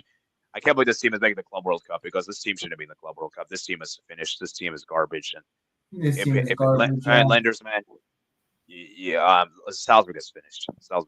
And it's sad to see what this team is. Their own league anymore. Can't even win in Austria. So they've sold so many good players. Like Haaland was from this team, Sadio Mane was from this team, and now they don't have anyone. Now who are you going to take from them? It's done. It's finished. It's ridiculous to see the Salzburg downfall, and Salzburg, as I said, man, just absolutely finished. And I don't know what to say, man. And for Leverkusen, man, fantastic win for them. But let's not go too crazy because let's be real, Salzburg is garbage. So I'm not going to give too much praise to Yeah. Leverkusen, but credit has to be given. They made up for the 4-0 loss they had to Liverpool a few weeks ago. So, with the Yeah, goal I'll difference. say this about Leverkusen though. I think Shout they've to, kind of this season. I think they have kind of fallen back on earth. Like I think they've kind of landed back on earth from the high point that was last season. Yeah. Not saying they're a bad team. Not saying Yeah. Xabi Alonso is some bum coach. I just think that reality has struck them. I think it's just last season was a crazy anomaly. I think this season they're just kind of in a way like where you probably expect Leverkusen typically to be. Yeah, all those late winners, all that stuff. That was like it's not happening this season. But that's fine. It should be expected. That should probably be expected. Yeah. Yeah, shout out to Grimaldo. Warts looked great. Alex Garcia got his first goal for Leverkusen, so shout out to him. And yeah, we were talking about Bayern PSG and the Inter, man. I'll say this: we should have scored more. We should have scored more. I don't know how this only went 1-0. Again, we just need to in Champions League so far this season, we have been kind of wasteful. We kind of could be maybe playing down a bit, but I think that Salzburg. I mean, this game could have gone on for another 2-3 hours, and I still think we would have kept a clean sheet. Salzburg, Leipzig. I mean, Leipzig just never looked like scoring. Really, if I'm being completely honest, it was just. Yeah, it was comfortable game really for Inter. All I'll say is that the attack needs to figure itself out in Champions League because I don't know how this only ended 1-0. We should have won by more. Yeah, for sure. And yeah, Inter, man, best defense of the Champions League. Zero goals conceded. We have Leverkusen away next though, so there's that. But I'm telling this right now, if Inter wins the Champions League with 0 goals conceded, we're gonna it's gonna be all timer. I'm putting them in all time conversation. I don't know if that's no. We're gonna concede. Let's be honest, it's gonna happen. But I know. But if you guys do it though, that would be incredible. But the attack needs to figure itself out. And this is defense, man. That's midfield. I'm telling you, man. Don't sleep on Inter. Don't sleep on Inter, guys. Inter is one of the favorites. Inter is one of the favorites. The thing is, in Serie A, defending this season has been a bit shaky, but in Champions League, it's wow. I have a feeling these players are kind of I don't know if I don't want to say they're underestimating other Serie A teams, but maybe they are because in Champions League they're just so focused, they're so organized. I don't know what's going on, but do you think? Actually, I want to ask you this question since you're here. Do you think Inter is more? Do you think Inter is trying to? Do you think Inter is trying to prioritize winning the Champions League over the Serie A? I don't know. We'll have to see that. But I'll say it again: the attack needs to sort itself out because I don't know how this only ended 1-0. We should have won by more. Yeah. And Leipzig, man. Quickly about them. They're done. I don't see them making the knockout playoffs. They were not. The next couple of games are a bit. I mean, I'm looking at that. Actually, let's look at Leipzig games. Because I'm sorry, RB Leipzig. You guys are so bad defensively. Defensively, Leipzig are so garbage. I'm sorry. This team is garbage defensively. I've said this before. I'm continuing to say this again. This team is garbage defensively. Do you agree with me on this, Doodle, or am I being harsh? So let's see. They got Aston Villa at home, but that's a tough game. It's Villa. Yeah, to be fair, they're at home for that game, so maybe that may not be as tough as Villa Park. No, Sporting. To be fair, Sporting are washed. I think we're talking about. I think Sporting fall off is happening. I think at the Storm Graz. Okay, you know what? Maybe it's not that bad. But they have to win these 3 games. They have to win all 3. But the thing is, I don't know if they're gonna make top 24. I think it might be a bit too stretch. If they drop, even if a draw, I don't think 7's gonna be enough. I think you're gonna need 9. And remember, they haven't won any games so far. I agree. It's gonna come down to that. I think it's gonna come down to the Villa game for me. Yeah. And what do you think? What do you think has been wrong for Leipzig? Do you think it's the hard fixtures? Do you think the defense is being bad? Do you think the attack is not delivering? To be fair, they had a lot of injuries coming into this game. Yeah, that's true. Look at that. Wait, what? Look at that. I literally checked it during the game, before the game began. They had half of their team was not even here.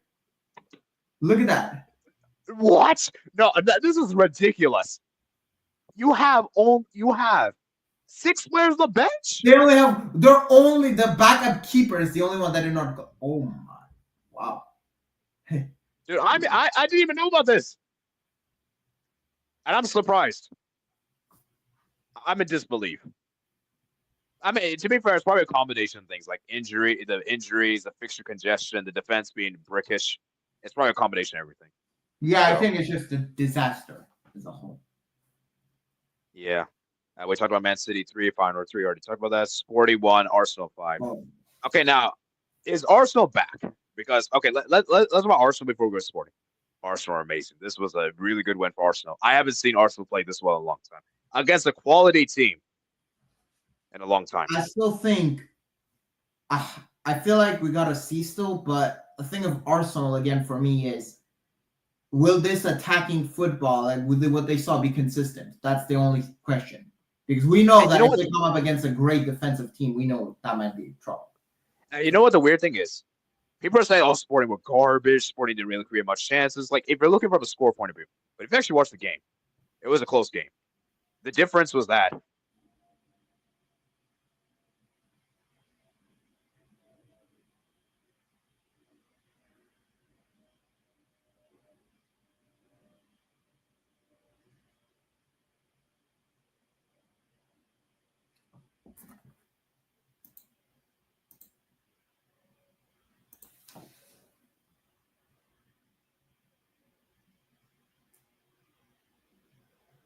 all right, sorry about that.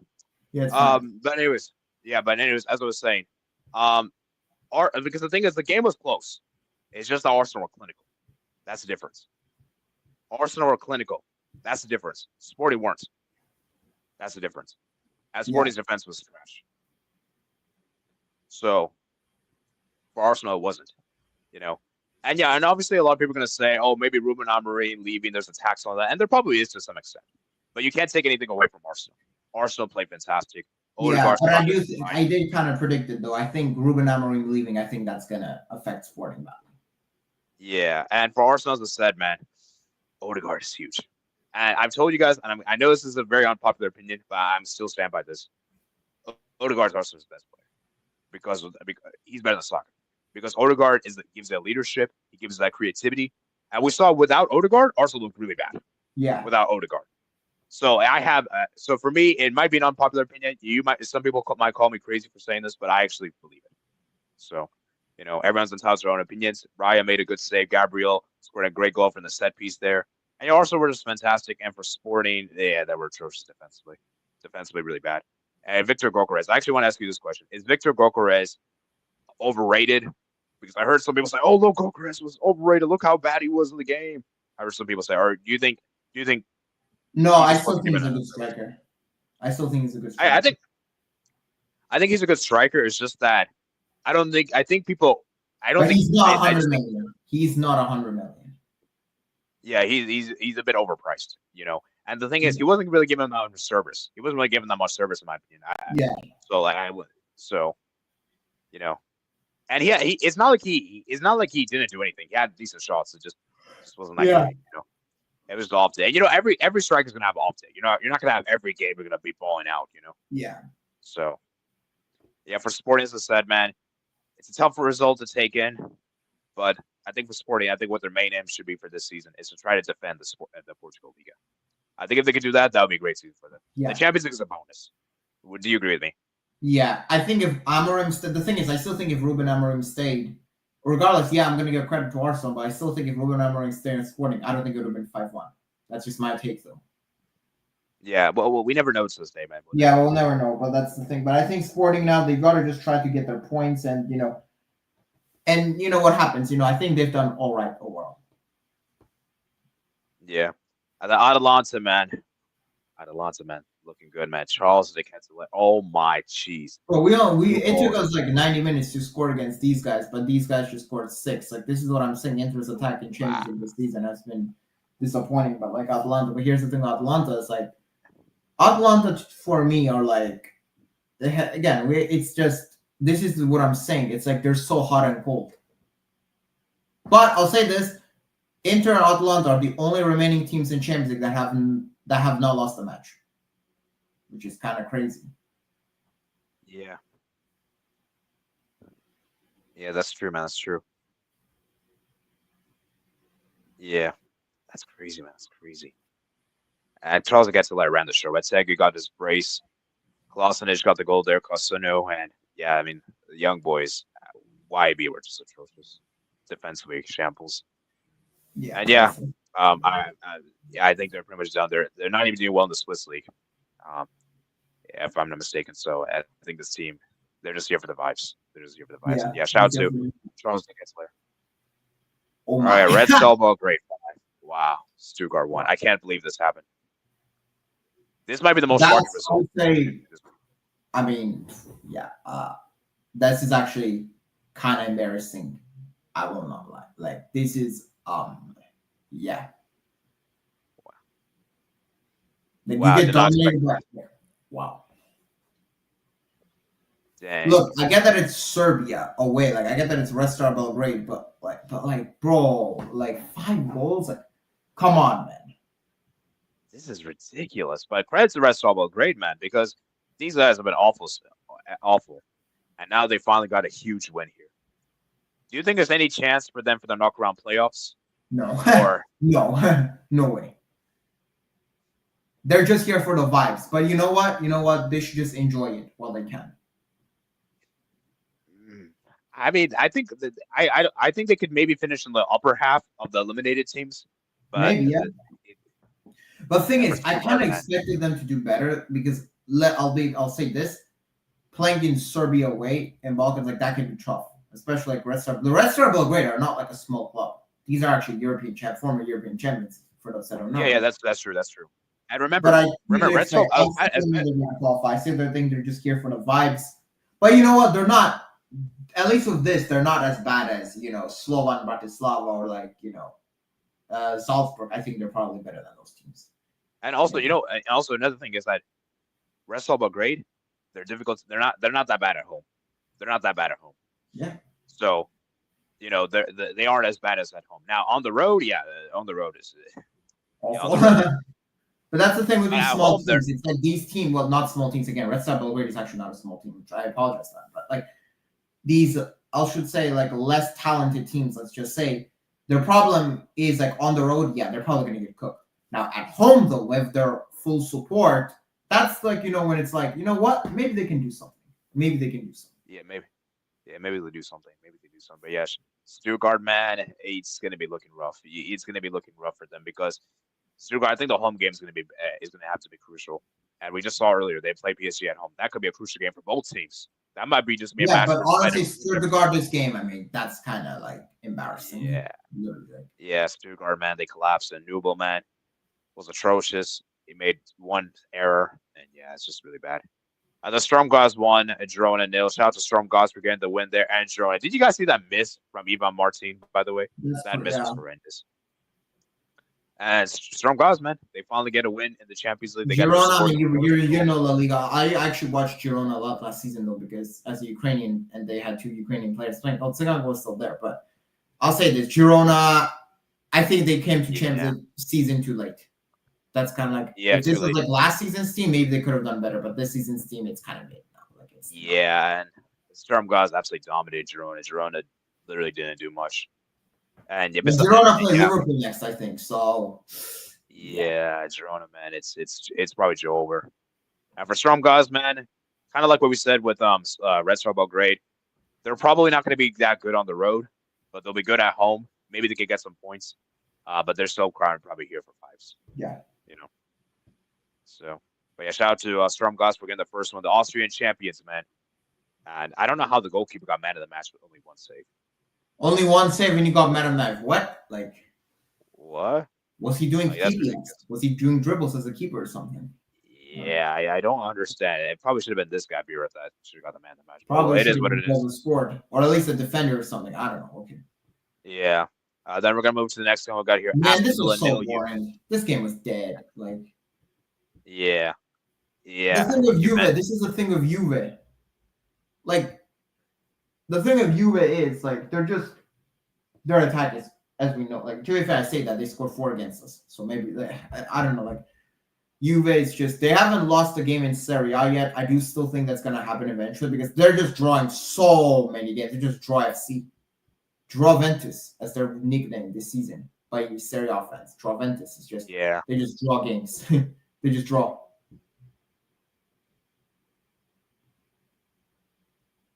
So to be fair, this is not a bad point against Aston Villa away.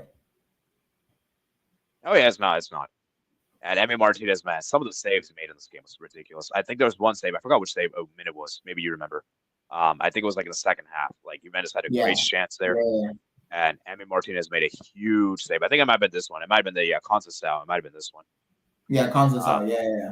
Yeah. And so but basically both teams, Juventus attack is. I would say draw is a fair result overall. Draws. Yeah, and remember, guys, Aston Villa almost scored a last-minute winner. It got disallowed. Yep. I think it was offside, if I'm not mistaken. Yep. So, but yeah, shout out to Villa. I think for Juventus, I think they'll be more happier of the two teams getting a draw on the road.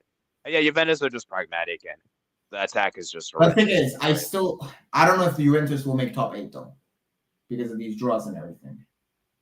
They'll probably make the knockaround playoffs. I think they should. Yeah, and Villa, I think Villa can make a knockaround playoffs too. They can. I don't think they make top 8. Yeah. All right, not much to say there. The Bologna won, Lille 2. Man, we said everything about Girona. Bologna just just copy and paste what I said about Girona for Bologna. Exactly the same situation. It's just, to be fair though, Lille, you know what? We're gonna talk about Lille. Like, Lille have actually been good this Champions League. You know, Lille have actually been kind of good. Lille, man. Shout out to Lille, man. Are they a dark horse? Or potentially, man, potentially. Because they beat Madrid, they beat Atleti, they drew to Juve, could have won. They just beat Bologna away. They did lose to Sporting, but to be fair, Sporting at that time was in good weight form. So I don't know. Like, are Lille actually potentially a dark horse? Yeah, we have to see. You could potentially say, for Bologna, as I said, man. I mean, I don't think they should feel ashamed because they at least put up a good fight. Like, at least they did better than Girona. I mean, Girona didn't do much at all. Yeah, but to be fair, Bologna are at home though. They were at home, so yeah, that's true. And Lille, man, they got the win there. Makoyo with a brace there. Lukeme there with a goal there. And yeah, Dalinga, man, he had an offside goal disallowed, and it's just a shame, man. And it's surprising, man. John David didn't score. That's kind of surprising. So he's been the main guy. I mean, I think we've got to keep an eye on Lille though. I do think an eye could be kept on them. Yeah. So shout out to Lille, man, and yeah, they're fantastic, man, fantastic. Celtic won, Club Brugge won. Oh my jeez, that goal there from Cameron Carter, because that own goal was such a comical own goal. That was a disgrace. And this guy's a U.S. Does that potentially take him away from the U.S. men's national team starting 11? Or he may potentially be. We'll have to see, man. We'll have to see, because Cameron Carter Breakers, man, you got to improve, man. That's a horrendous mistake. And a Champions League match against Club Brugge, also, like at home, like. Yeah, it's not Celtic, good. Though, I think this is a disappointing result, though. Honestly. Yeah, the Celtic got the equalizer. Made there with the goal, and I feel like Celtic could have won this game if they didn't make that stupid mistake. Yeah, but to be fair, Bruges also could have won this game. Chances there. Yeah, that's also those chances, man. Those chances, like, because Celtic were particularly bad in the second half, as you can see right here. So maybe it was a game of two halves, I would say, and I guess the draw is a fair result. And Celtic, man. Let's see if they can make the knockaround playoffs. The Dinamo Zagreb nil. I mean, to be fair, not much else to say, right? Really, just staring. Dortmund want to win. Dortmund have been kind of shaky this season, though. They haven't been great. So, but they got to win now. Yeah, Dortmund, man. They got a big win on the road, which is great to see. And for Dinamo Zagreb, I think they were outclassed in this game, and they didn't do much. They only had one shot on target, and Dortmund, they deserve the win. Yeah. And Grossi scored the goal. And you know what's interesting? Grossi didn't even start this game. He had to come up. He came off the bench. Yeah. Where maybe they were rotating, I guess. I don't know. I still don't think this Dortmund. Look, I still think that Dortmund, I don't think they're going to do what they did last season in the Champions League, right? Let's get out of the way. I don't think they will. But, look, I don't know about Dortmund, but I think that they could definitely, we got to see how they do overall this season. But, they haven't been that great. But, getting these kind of wins. Although I'll ask you this. What are your thoughts on the Giovanni Reina playing time situation at Dortmund? Real quick. He's just injury prone, man. He's just injury prone. And I think Gio Reyna needs to leave Dortmund. Yeah, he needs to leave, right? January. In fact, in January itself, probably. And go for me. I think for Gio Reyna, he needs to go to Eredivisie. Yeah, actually that's perfect. Go to PSV. Not even Serie A. Not even Serie A. Yeah, probably not. Like, No. Like, Ricardo Pepe's doing well. Matt Tillman, which we're going to speak about PSV. I think he'll be great on there. And I think he'll make a lot of friends, and I think he just needs game time. He needs to go to a team where he's guaranteed to start. but he also has to stay fit. He needs to stay fit. That's also another thing. And I feel like he could start at PSV. I feel like that PSV team, he could start in that team. So, I just think he needs to leave Dortmund. And for Dortmund, as I said, man, great 3-0 win on the road and versus Dynamo Zagreb. But are they here as vibes? Or am I being harsh? Maybe. We'll see. But, yeah, I don't know, man. I don't know. All right, we talked about this game already, and then we have final 2 games. We're going to wrap it up. Monaco 2, Benfica 3. Wow. This is a throw by Monaco. To be fair, they had a red card, to be fair. This was a really good game, back and forth. Like, Monaco took the lead there, Ben Saguer. And for me, this was kind of a game of 2 halves, where I'd say, well, actually, maybe 2 halves is not the best way to put it, but Ben Saguer got the goal there. Great goal there. The youngster balling out, man. He's so talented, man. He's so talented. Benfica are so weird, though. Yeah, Benfica is such a weird team because this is a team that lost at home to Feyenoord, and then they beat Atletico Madrid 4-0 at home. Like, you can't use logic with this team. This team, and then you go away to Monaco and you win 3-2. It's like they're like, I don't know. It's a weird team. They're a weird team. And remember, this is the same team that beat Barcelona. This is the same team that was unbeaten so far in the Champions League. The fact they went away in Monaco to beat them is quite impressive. To be fair, the red card did help. Yeah. I know. But, like, you can't take anything away. And Di Maria. Yeah, but this Benfica team is kind of hard to evaluate because it's like you don't know what you're going to get with them. You don't know what it's such a hot and cold team. Yeah. Like, kind of like good, sometimes bad. Yeah. And Kyle Enrique, man. Oh, my jeez. Because I remember I said that Cameron Carter-Vickers' mistake was stupid. That might be the second biggest mistake. That might be a really bad mistake because that mistake was a horrendous goal. I'm sorry. You cannot make a stupid back pass. And maybe you could even blame the goalkeeper as well, Majiki. I would also say he would also deserve a little bit of blame as well. Probably at least capitalize upon the error, force to make it 1-1. And I feel like that could have changed everything. Yeah. Had he and I made the mistake, maybe Monaco could have won this game. Yeah. I feel like momentum completely switched to Benfica. After Monaco took the lead there, Magasa, the 67th and the single got the red card there. Yeah. So then Benfica, man, Cabral scored the goal there coming off the bench, and Abadini, and basically the subs won the game for Benfica, basically. Yeah. So, yeah, how valuable do you think this is for Benfica? And I think it's a big win. I think it's a big win, though. It's away. They got points. Again, it's kind of hard to evaluate, though, because you don't know what you're gonna get with them. It's just not. You don't know. Are they good or are they not good? Like, you don't know. Like, yeah. And Di Maria, man, the guy's still balling. Did you guys see he scored a bicycle kick last weekend? He scored a hat trick, I believe, and a bicycle kick. Yeah, this guy's still going strong. He's still going strong. That's crazy, man. That's crazy. Di Maria, man, the guy's still balling out.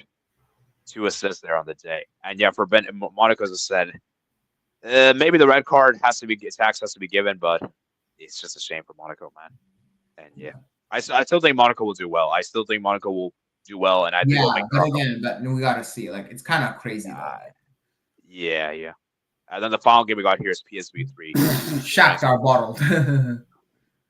Shakhtar took the early 2-0. The early 2-0 Seacon there, Zubikov, and it was a horrendous mistake from that red card. Oh man. Yeah. Dom's there with the mistake. Made the mistake there. And PSV were just awful defensively that first half. But the second half, again. But the thing is, Shakhtar still bottled because if you look at when PSV scored, it was like near the end of the game. You could still roll card the card. You should be able to That shout to Tillman. Tillman scored a brace. Guys, you guys see his second goal. That second goal was an amazing goal there. Yeah. Do you rate Tillman? Do you think he should start for USA or? I don't think Tillman is as good for PSV as the United States. Obviously, I would still want him as a squad player. But I don't know if he's a starter material. But he's definitely good as a squad player. He definitely should be in the squad. And yet Tillman, man, made that mistake. And then Riziskic, man.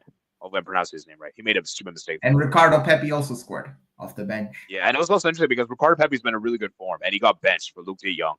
And it was just crazy. And Ricardo Pepi comes on, scores, man. Ricardo Pepi, one of the most informed players right now in the world, you can say.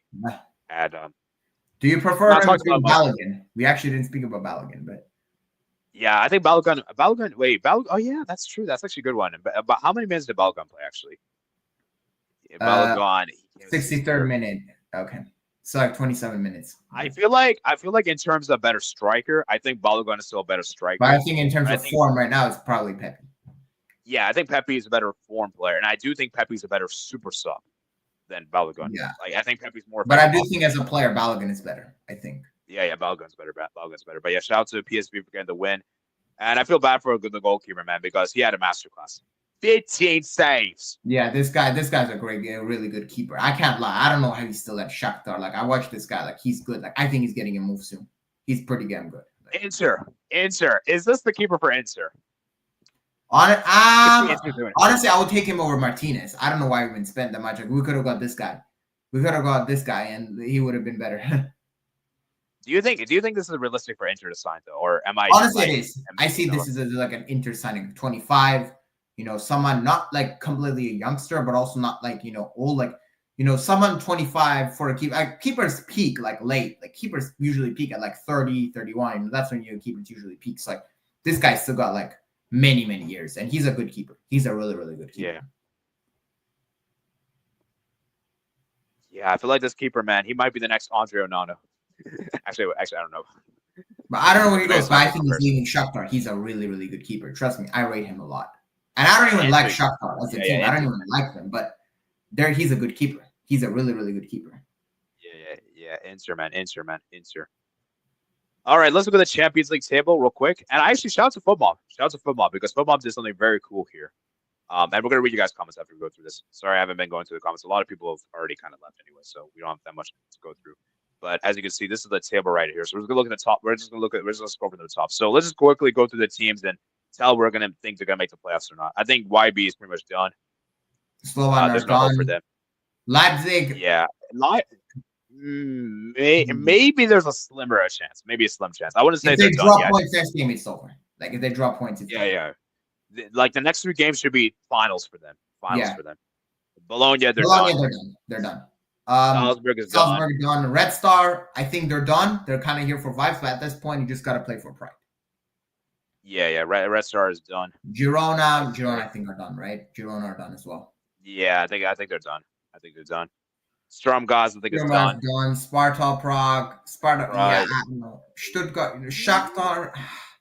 I think most of these are done. I think Leipzig maybe has a little bit of chance, but I don't know. Like, I'm not sure.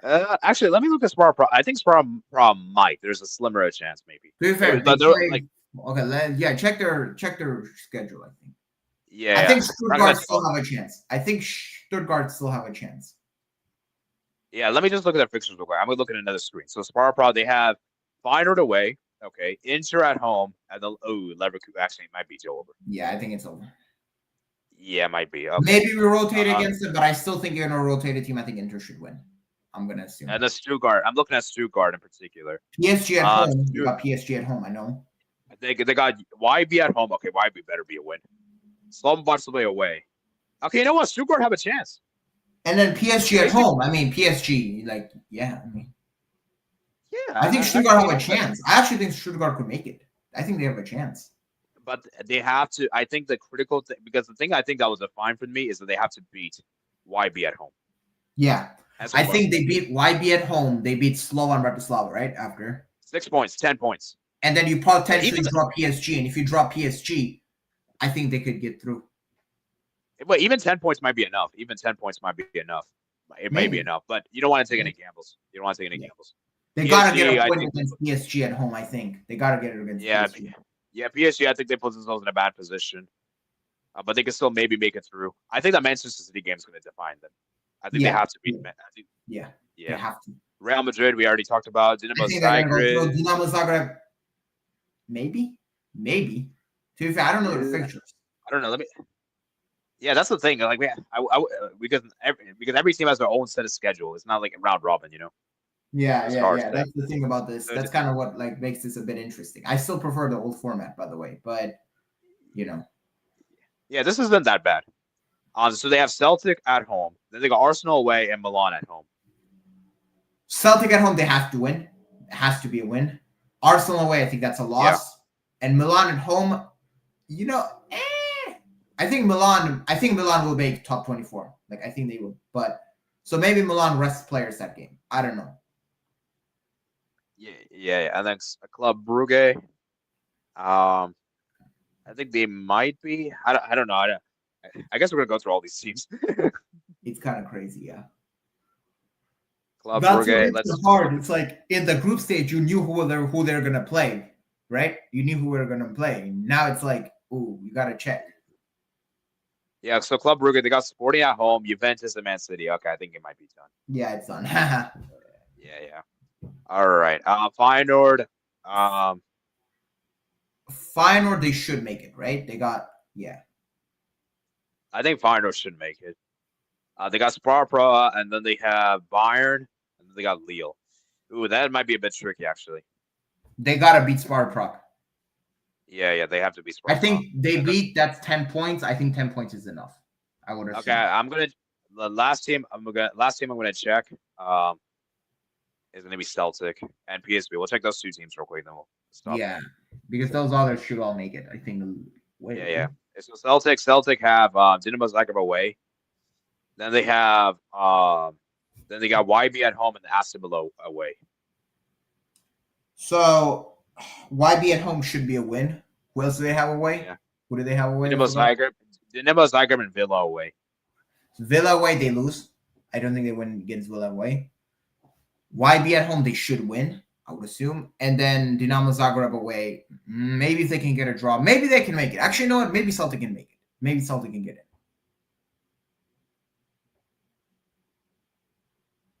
Yeah, Celtic. And then last team we'll check is PSV. We're not going to check anymore after that one. Mm-hmm. PSV, they have Stade Brest. Then they have Cervena Zvezda. And they got Liverpool.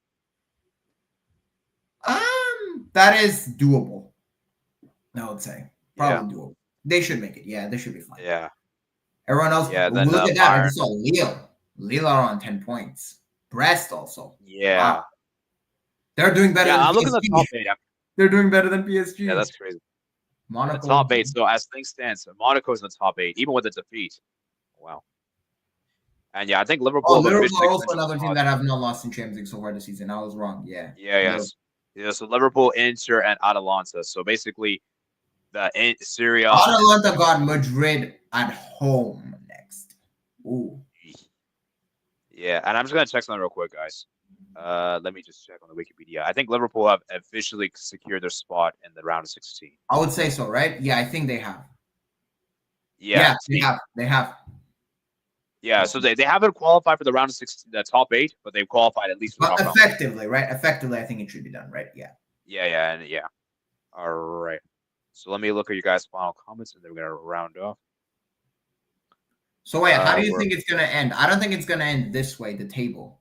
Actually, you know what? Okay, let's just name the teams. We're not gonna do the. I think Bayern Munich will make top 8.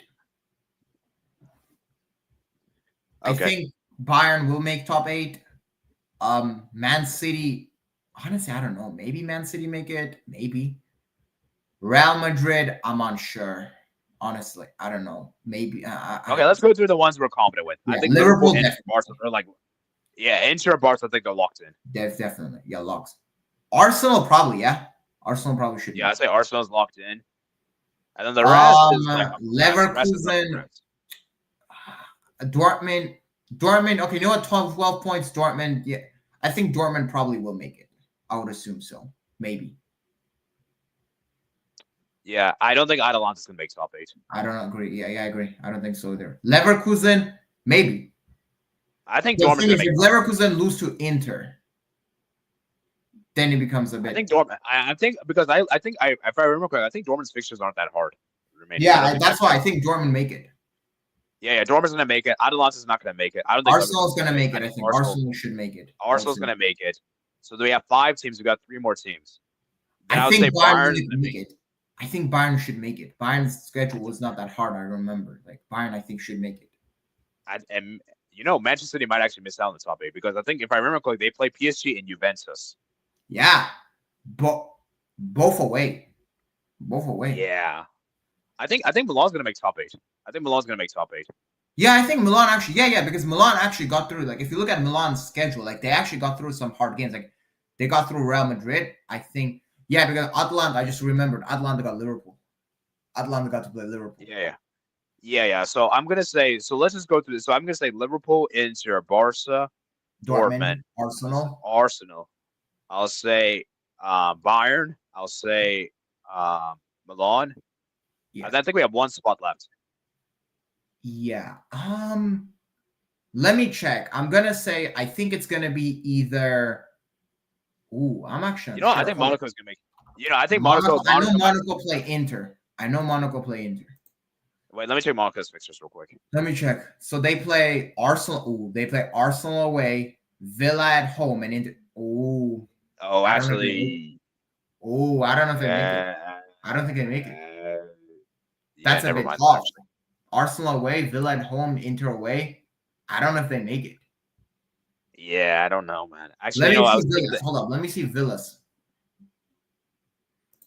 Villa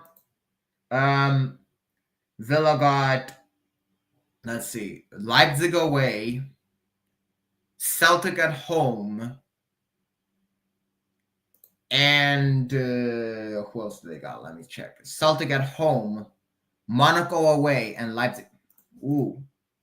Okay, so I just saw a Twitter account is Football Meets Data. So they actually posted this. I'm going to share this real quick, guys, on my Twitter. Actually, I follow them on Twitter, by the way, guys. Great. This is actually kind of tough because I don't know. Let me see. Yeah, great source here. So this is what they're saying. This is what they're projecting. They're projecting this to be in the top 8. So Liverpool, Inter, Dortmund, Arsenal, Barca, Atalanta, Bayern. Wow, they have Atalanta top 8. Atalanta. I think Leverkusen make top 8. I'm gonna say Leverkusen make top 8. I think, right? Yeah. Then let me look at their knockaround playoffs. Let me see what they have in the knockaround playoffs. So they got Real Madrid, Celtic, PSV, Benfica, Monaco, Juventus, Stade Brest, Man City, Feyenoord, Villa, Lille, Atletico Madrid, Sporting, Milan, Stuttgart. Oh wait, let me check. Like, I want to check 2 teams. So I want to check. Actually, no, Atalanta. I know they got Liverpool and Real Madrid though. Leverkusen. They have Real Madrid next. Then they got Sturm Graz at home, Barcelona. Oh, I thought they had Liverpool. I was so wrong. They have Barcelona and Real Madrid though. I believe both of those games are at home, right? No, I think the Barcelona's away. Barcelona's away. Yeah. Sorry. They play Sturm Graz at home. I feel like Real Madrid will turn it up against Atalanta. I'm gonna be honest. I feel like Real Madrid are gonna beat Atalanta. I have a feeling. Yeah, we'll see. We'll see. Anyways, I don't know. I think that 8th spot, I'm gonna save it because I don't know. It could be anyone. It's gonna depend a lot. I don't know. That's kind of tough. Yeah. All right. Let's see. Good question. Flick would have been a better coach than Pep. He started coaching 10 years ago. We don't. That's hard to say. And convinced he went from Milan. Leo saving Fonseca's good job. Oh, you said could though. Milan still finished. Milan should make top 8. I think with the runs they have, the run of games they have, they should make top 8. As far as the player version and content of the Champions League, so we're saying that Manchester City, Real Madrid, the 2 favorites, aren't going to make the top 8. Wow, that's crazy. I had them as like 2 locked in, like completely locked in. Like wow, I'm pretty sure I had my top 8 were Man City, Real Madrid, Inter, Barca, Bayern, Leverkusen, Arsenal. I'm pretty sure. And Dortmund, I believe that was what I had. I know Liverpool. I had Liverpool. My apologies, Liverpool. Yeah. I'm getting Barca, Bayern, Liverpool, and Inter right. I think I'm gonna go half, but I don't know about others. I feel so ashamed we lost this Milan team. He's also Real Madrid flop. Milan are the football version of Pac-Man, where they were both popular since they would have fallen off. He said every time though. Milan only had one Italian player in starting 11. It's disgrace. It's true though. Milan needs to go back to their roots. I mean, do you think an Italian player in the starting 11 is a problem? Only one Italian, or you don't think it's a problem? At the end of the day, what matters is winning. Although to be fair, Milan are not doing it. Like, but at that point, like if you're winning, who cares? And also, I think the thing, Atari, is that you can't generalize to only like just one player. It depends on. You can't just call up Italians for sake of you have to like get the best, So, And I think Milan would rather have like one amazing Italian than like a bunch of random Italians, like 5 or 6, My opinion, replace Alvarez. I agree. Alvarez scored a free kick before Mbappe. I swear I've seen it. FC Press FC joke. From now, what we expect from Atletico Madrid, we have to expect the opposite of that. Easy. Okay, fine. I won't. What happened to Ben Boniface? I think isn't he been? Yeah, actually, what happened to Boniface? He hasn't really been popping up this season. Yeah. I don't know. Maybe I mean Leverkusen haven't been that great as well, so maybe it kind of goes hand in hand. This Club World Cup nonsense, the expansion nonsense is back to normal. Also, Milan's and Todd versus Todd. Oh, come on, that's disrespectful. Come on. Okay, maybe. Okay, is this a bit harsh or is this true? Okay, maybe you can say currently. Currently, you can maybe say no all time. No, that is all time. No. All time is too far. That's currently maybe. Currently maybe. Yeah, currently maybe. Yeah, sure. Currently maybe. But actually, you know what? I think I think the reason why Puka was bringing that up is because you know how Milan. Yeah. Milan turn up against good teams and then do bad against. Yeah. In a way, yes. I would say so. If those was all time though, that would be crazy. That would. Oh no. You know, if that was all time, I would have to. That would be such a. That would be so insulting to say. Like if Milan fans. You're telling me a team that won 7 Champions Leagues is no like. No, I can't lie. If that was all time, I feel like Pookie would be getting like slandered in the comment section right now. Like he would getting cooked right now. Milan more won trophies than Tottenham won league titles. Yeah, but that's what Pookie meant was like in terms of like this season, like in terms of performances. Yeah. Milan more won league titles than Man United since 2013. Well, Man United have been finished since 2013, so that's not even a surprise. I wish Milan beat Man United that time of the Europa League match, but you know it is what it is. Yeah. Anyways, to be fair, premise hard. Liverpool didn't win the league with 97 points. So like really, or is that Man City? Is that Prem being hard? Nah, you know what? I don't agree because I think if you're getting 97 points, is that really the league being hard? Like if you're getting 97 points, like.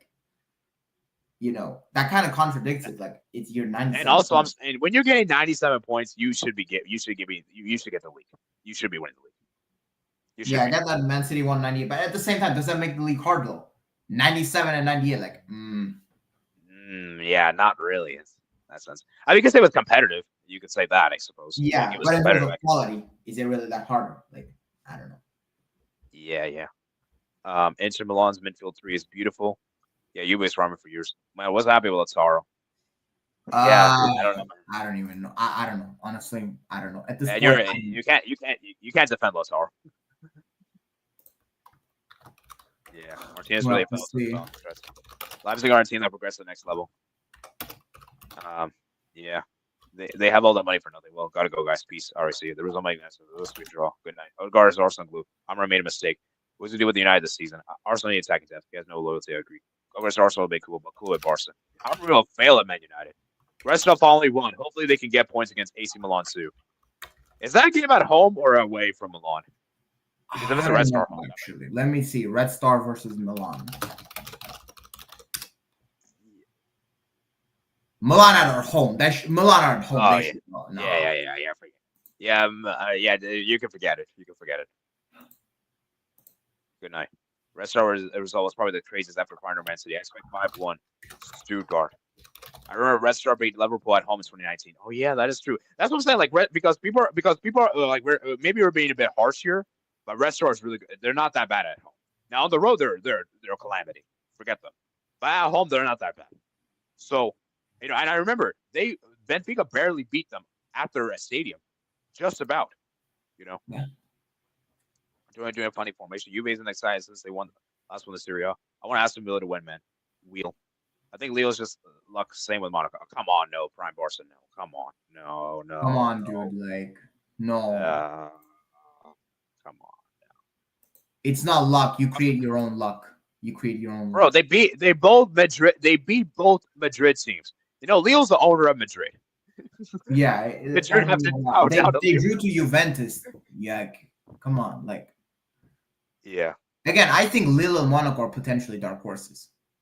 Could be. Yeah, Barca are their best with the amount of smoke Lille. I mean, we would probably beat Lille, but I don't think we would smash them. I think if it's in France, I think if the game is in France, it's tough. I think that would be a tough game. Oh, yeah. Dude. Yeah, forget it. I'm not turning up. I won't be there. But at home, yes. At home, we would probably win. Yeah. Away? Yeah. I don't know. About that. Away, I don't know, because the thing is, Barca away recently, being a bit shaky. Yeah. Yeah. Two best teams in the last 2 years are collapsing this season. Madrid and Man City. Will they come back? I hope they don't. I hope they don't, but I think they will. Ultimately. Yeah, I think they will too. I think they will. Because they just have way too much quality to just be this garbage. I'm really hoping one of Real Madrid or Man City don't make the Champions League. Yeah, I agree. Someone new, like, come on, give us something. Like Real Madrid, especially like Real Madrid, like how many times are we gonna see this? Like, okay, like we get it. Like it's like okay, we get it. Like we get it that you win the Champions League. Liverpool versus Barca. I mean, I want Inter to win it. I don't know if we'll win it. I think maybe. Who knows? Guys, I'm saying this right now. That will not be the Champions League final this season. It's too good to be true. I know this. Too good to be true. It may be a knockout season. It's going to be a very offensive team against a very pragmatic team. I'm feeling. Actually, I forgot to do this, guys. I forgot to do this earlier, but I'm going to do this real quick. Do you guys know FootMob actually has a thing for the knockout stage? They actually have like this little draw thing. I want to show you guys this actually. Yeah, it's not real, by the way. It's not like a real draw, but yeah, I know, but it's like as the stinks with Stan, which I think is interesting. So I'm going to show you guys real quickly. Man, we've been here 2 hours. I need to bounce. We've been here for too long. But as you can see, these are the matches. So if the Champions League ended now, this is how it would be like. Ooh. Interesting, man. Interesting. The round of 16, as you can see. Wow. So I mean, I explain to me how the draw works, though, because I it's kind of a little confusing here. So what's gonna happen is I think it's like I actually honestly don't know how the playoff teams will even play each other. I don't think it's gonna be like this. I'll say this. I don't think it's gonna be like this. Yeah. Oh, I think what they're doing is I think the teams on the left side, because I read that I think the teams on the left side, they're gonna be seeded. They'll play the second leg at home. Right. And I think the teams on the right side, they're on the bottom, they're gonna play their second legs away. Yeah, that's so I think the teams, I don't know exactly like the positions. Like you know what would be cool? You know how it's like from like 9 to 24. Imagine if 9th place played 24th place. Kind of like an NBA, like 10th place played 23rd. Yeah. I think that's how it is. That might be how it is. I don't know. I know they do. I don't know if I hope they do that. But I think what they're going to do is I think that because I think one of my friends told me he did FM and he said that the 9th or 10th days will play against either the 23rd or 24th. So I think it's like you either play one. Yeah. And FM, I remember it was like, I don't know if they're going to do real life. That would actually be cool though. I actually want to do like that. I think that's cool. Yeah, if you're going to do the league phase, then you got to do it that way. It makes it more because like at that point, if you do like 9th versus 10th, like how Sporting Aston Villa is, that kind of makes it pointless. That's like what, like. Because imagine, like, you have, 23rd versus 24th, and one of them makes the round of 16. Like, what? That's so stupid. Like, I think it has to be, you got to do merit. Like, you got to do, I think, 9 versus 24. Yeah, I think this is how the draw is. Like, I think they're doing it on this way. So, like, the teams on the left could play against the teams on the right. So, I think but I'm just saying. Yeah, I think that's how I think it is. Yeah. Okay, that's actually pretty cool. That's pretty cool. Sup. Sorry if I joined stream late. It was busy, man. All right, fair enough. By the way, PSG also down from the Champions League. They were 25th, I think. 16 likes is go. Wow, we're on 16 likes, bro. I didn't even check, man. I haven't even liked them. I haven't told people to like the algorithm is coming to clutch. Yeah, the algorithm, man. We're trying to hit 2K, man. 2K at the end of the year, man. 2K at the end of the year, man. That's the end target. I'm talking about PSG, by the way. Juventus Madrid, I'd like their worst years in a while, though. Now, come on. This Juventus is way better than the previous seasons. I'm saying this right now. The Juventus's problem is they just draw too much. They're like, I'm sorry. This might seem crazy to say, but this is the best Juventus I've seen since 18 and 19. Yeah, same here. That's not to say they're great, but they're hard to beat. They're not easy to beat. Yeah. So there's that. Yeah, Balkanware says hello, everyone, and Winster Guy says hi. All right, thank you guys for joining. I know some of you guys did join late, and I really do feel bad in doing this, but I've been here for 2 hours. I think I need to take a break. To be fair, though, this Champions League round has not been the best, like in terms of like watching. I feel like as the later go, but like we have to see. But like, yeah, I mean, we'll have to see overall how this all ends. Yeah. So remember, guys, there are time sensitive below. So if you guys want to go back to check. Although if we did like winners and losers of this round, winners, I would say Liverpool. Yeah. Let's do that real quick. This is a good way to recap. I'll say Liverpool's the biggest winner, and I'd say biggest losers probably Stuttgart. At least 2 hours. Actually, no. If we're doing that, I think it should be back. Like I think Cervena Zvezda and Liverpool probably the biggest winners. Oh yeah. Cervena Zvezda, Liverpool, the biggest and winners. Maybe even Bayern, maybe. Actually, no, Arsenal. You know, Arsenal's like a Yeah, good shout. Arsenal, yeah. I think those And three biggest- and losers, Real Madrid, I think, have to be, right? Real Madrid Yeah, gotta be Real Madrid. Stuttgart Real and I Madrid. think Sporting. Like, yeah. Yeah, Real Madrid and Sporting. So It's kind of crazy seeing Real Madrid struggle with some Champions League, though. It's not something you see a lot or really ever. It's kind of crazy. yeah. Anyways, hope you guys enjoyed today's stream. Please remember to like and subscribe, of course, on your way out. I greatly do appreciate it. Helps the algorithm grow. Of course, remember, guys, we're trying to hit 2K subscribers. And yeah, once again, guys, I'm sorry for those that are just joining in. I do really feel bad. It's not that I'm doing this on purpose. It's just that I'm not doing it to be mean. It's just that I've been here for a while and I have a place to go tonight, so I need to catch it. And I'm on Thanksgiving break, so which is great. So hope you guys enjoy. Remember, guys, to like and subscribe. And yeah, peace out. And welcome back, Vulcan Warrior. It's been a long time since I've seen you, man. Thank you. Thank you. Welcome back from your hiatus, man. All right, stream was good. Yeah. All right.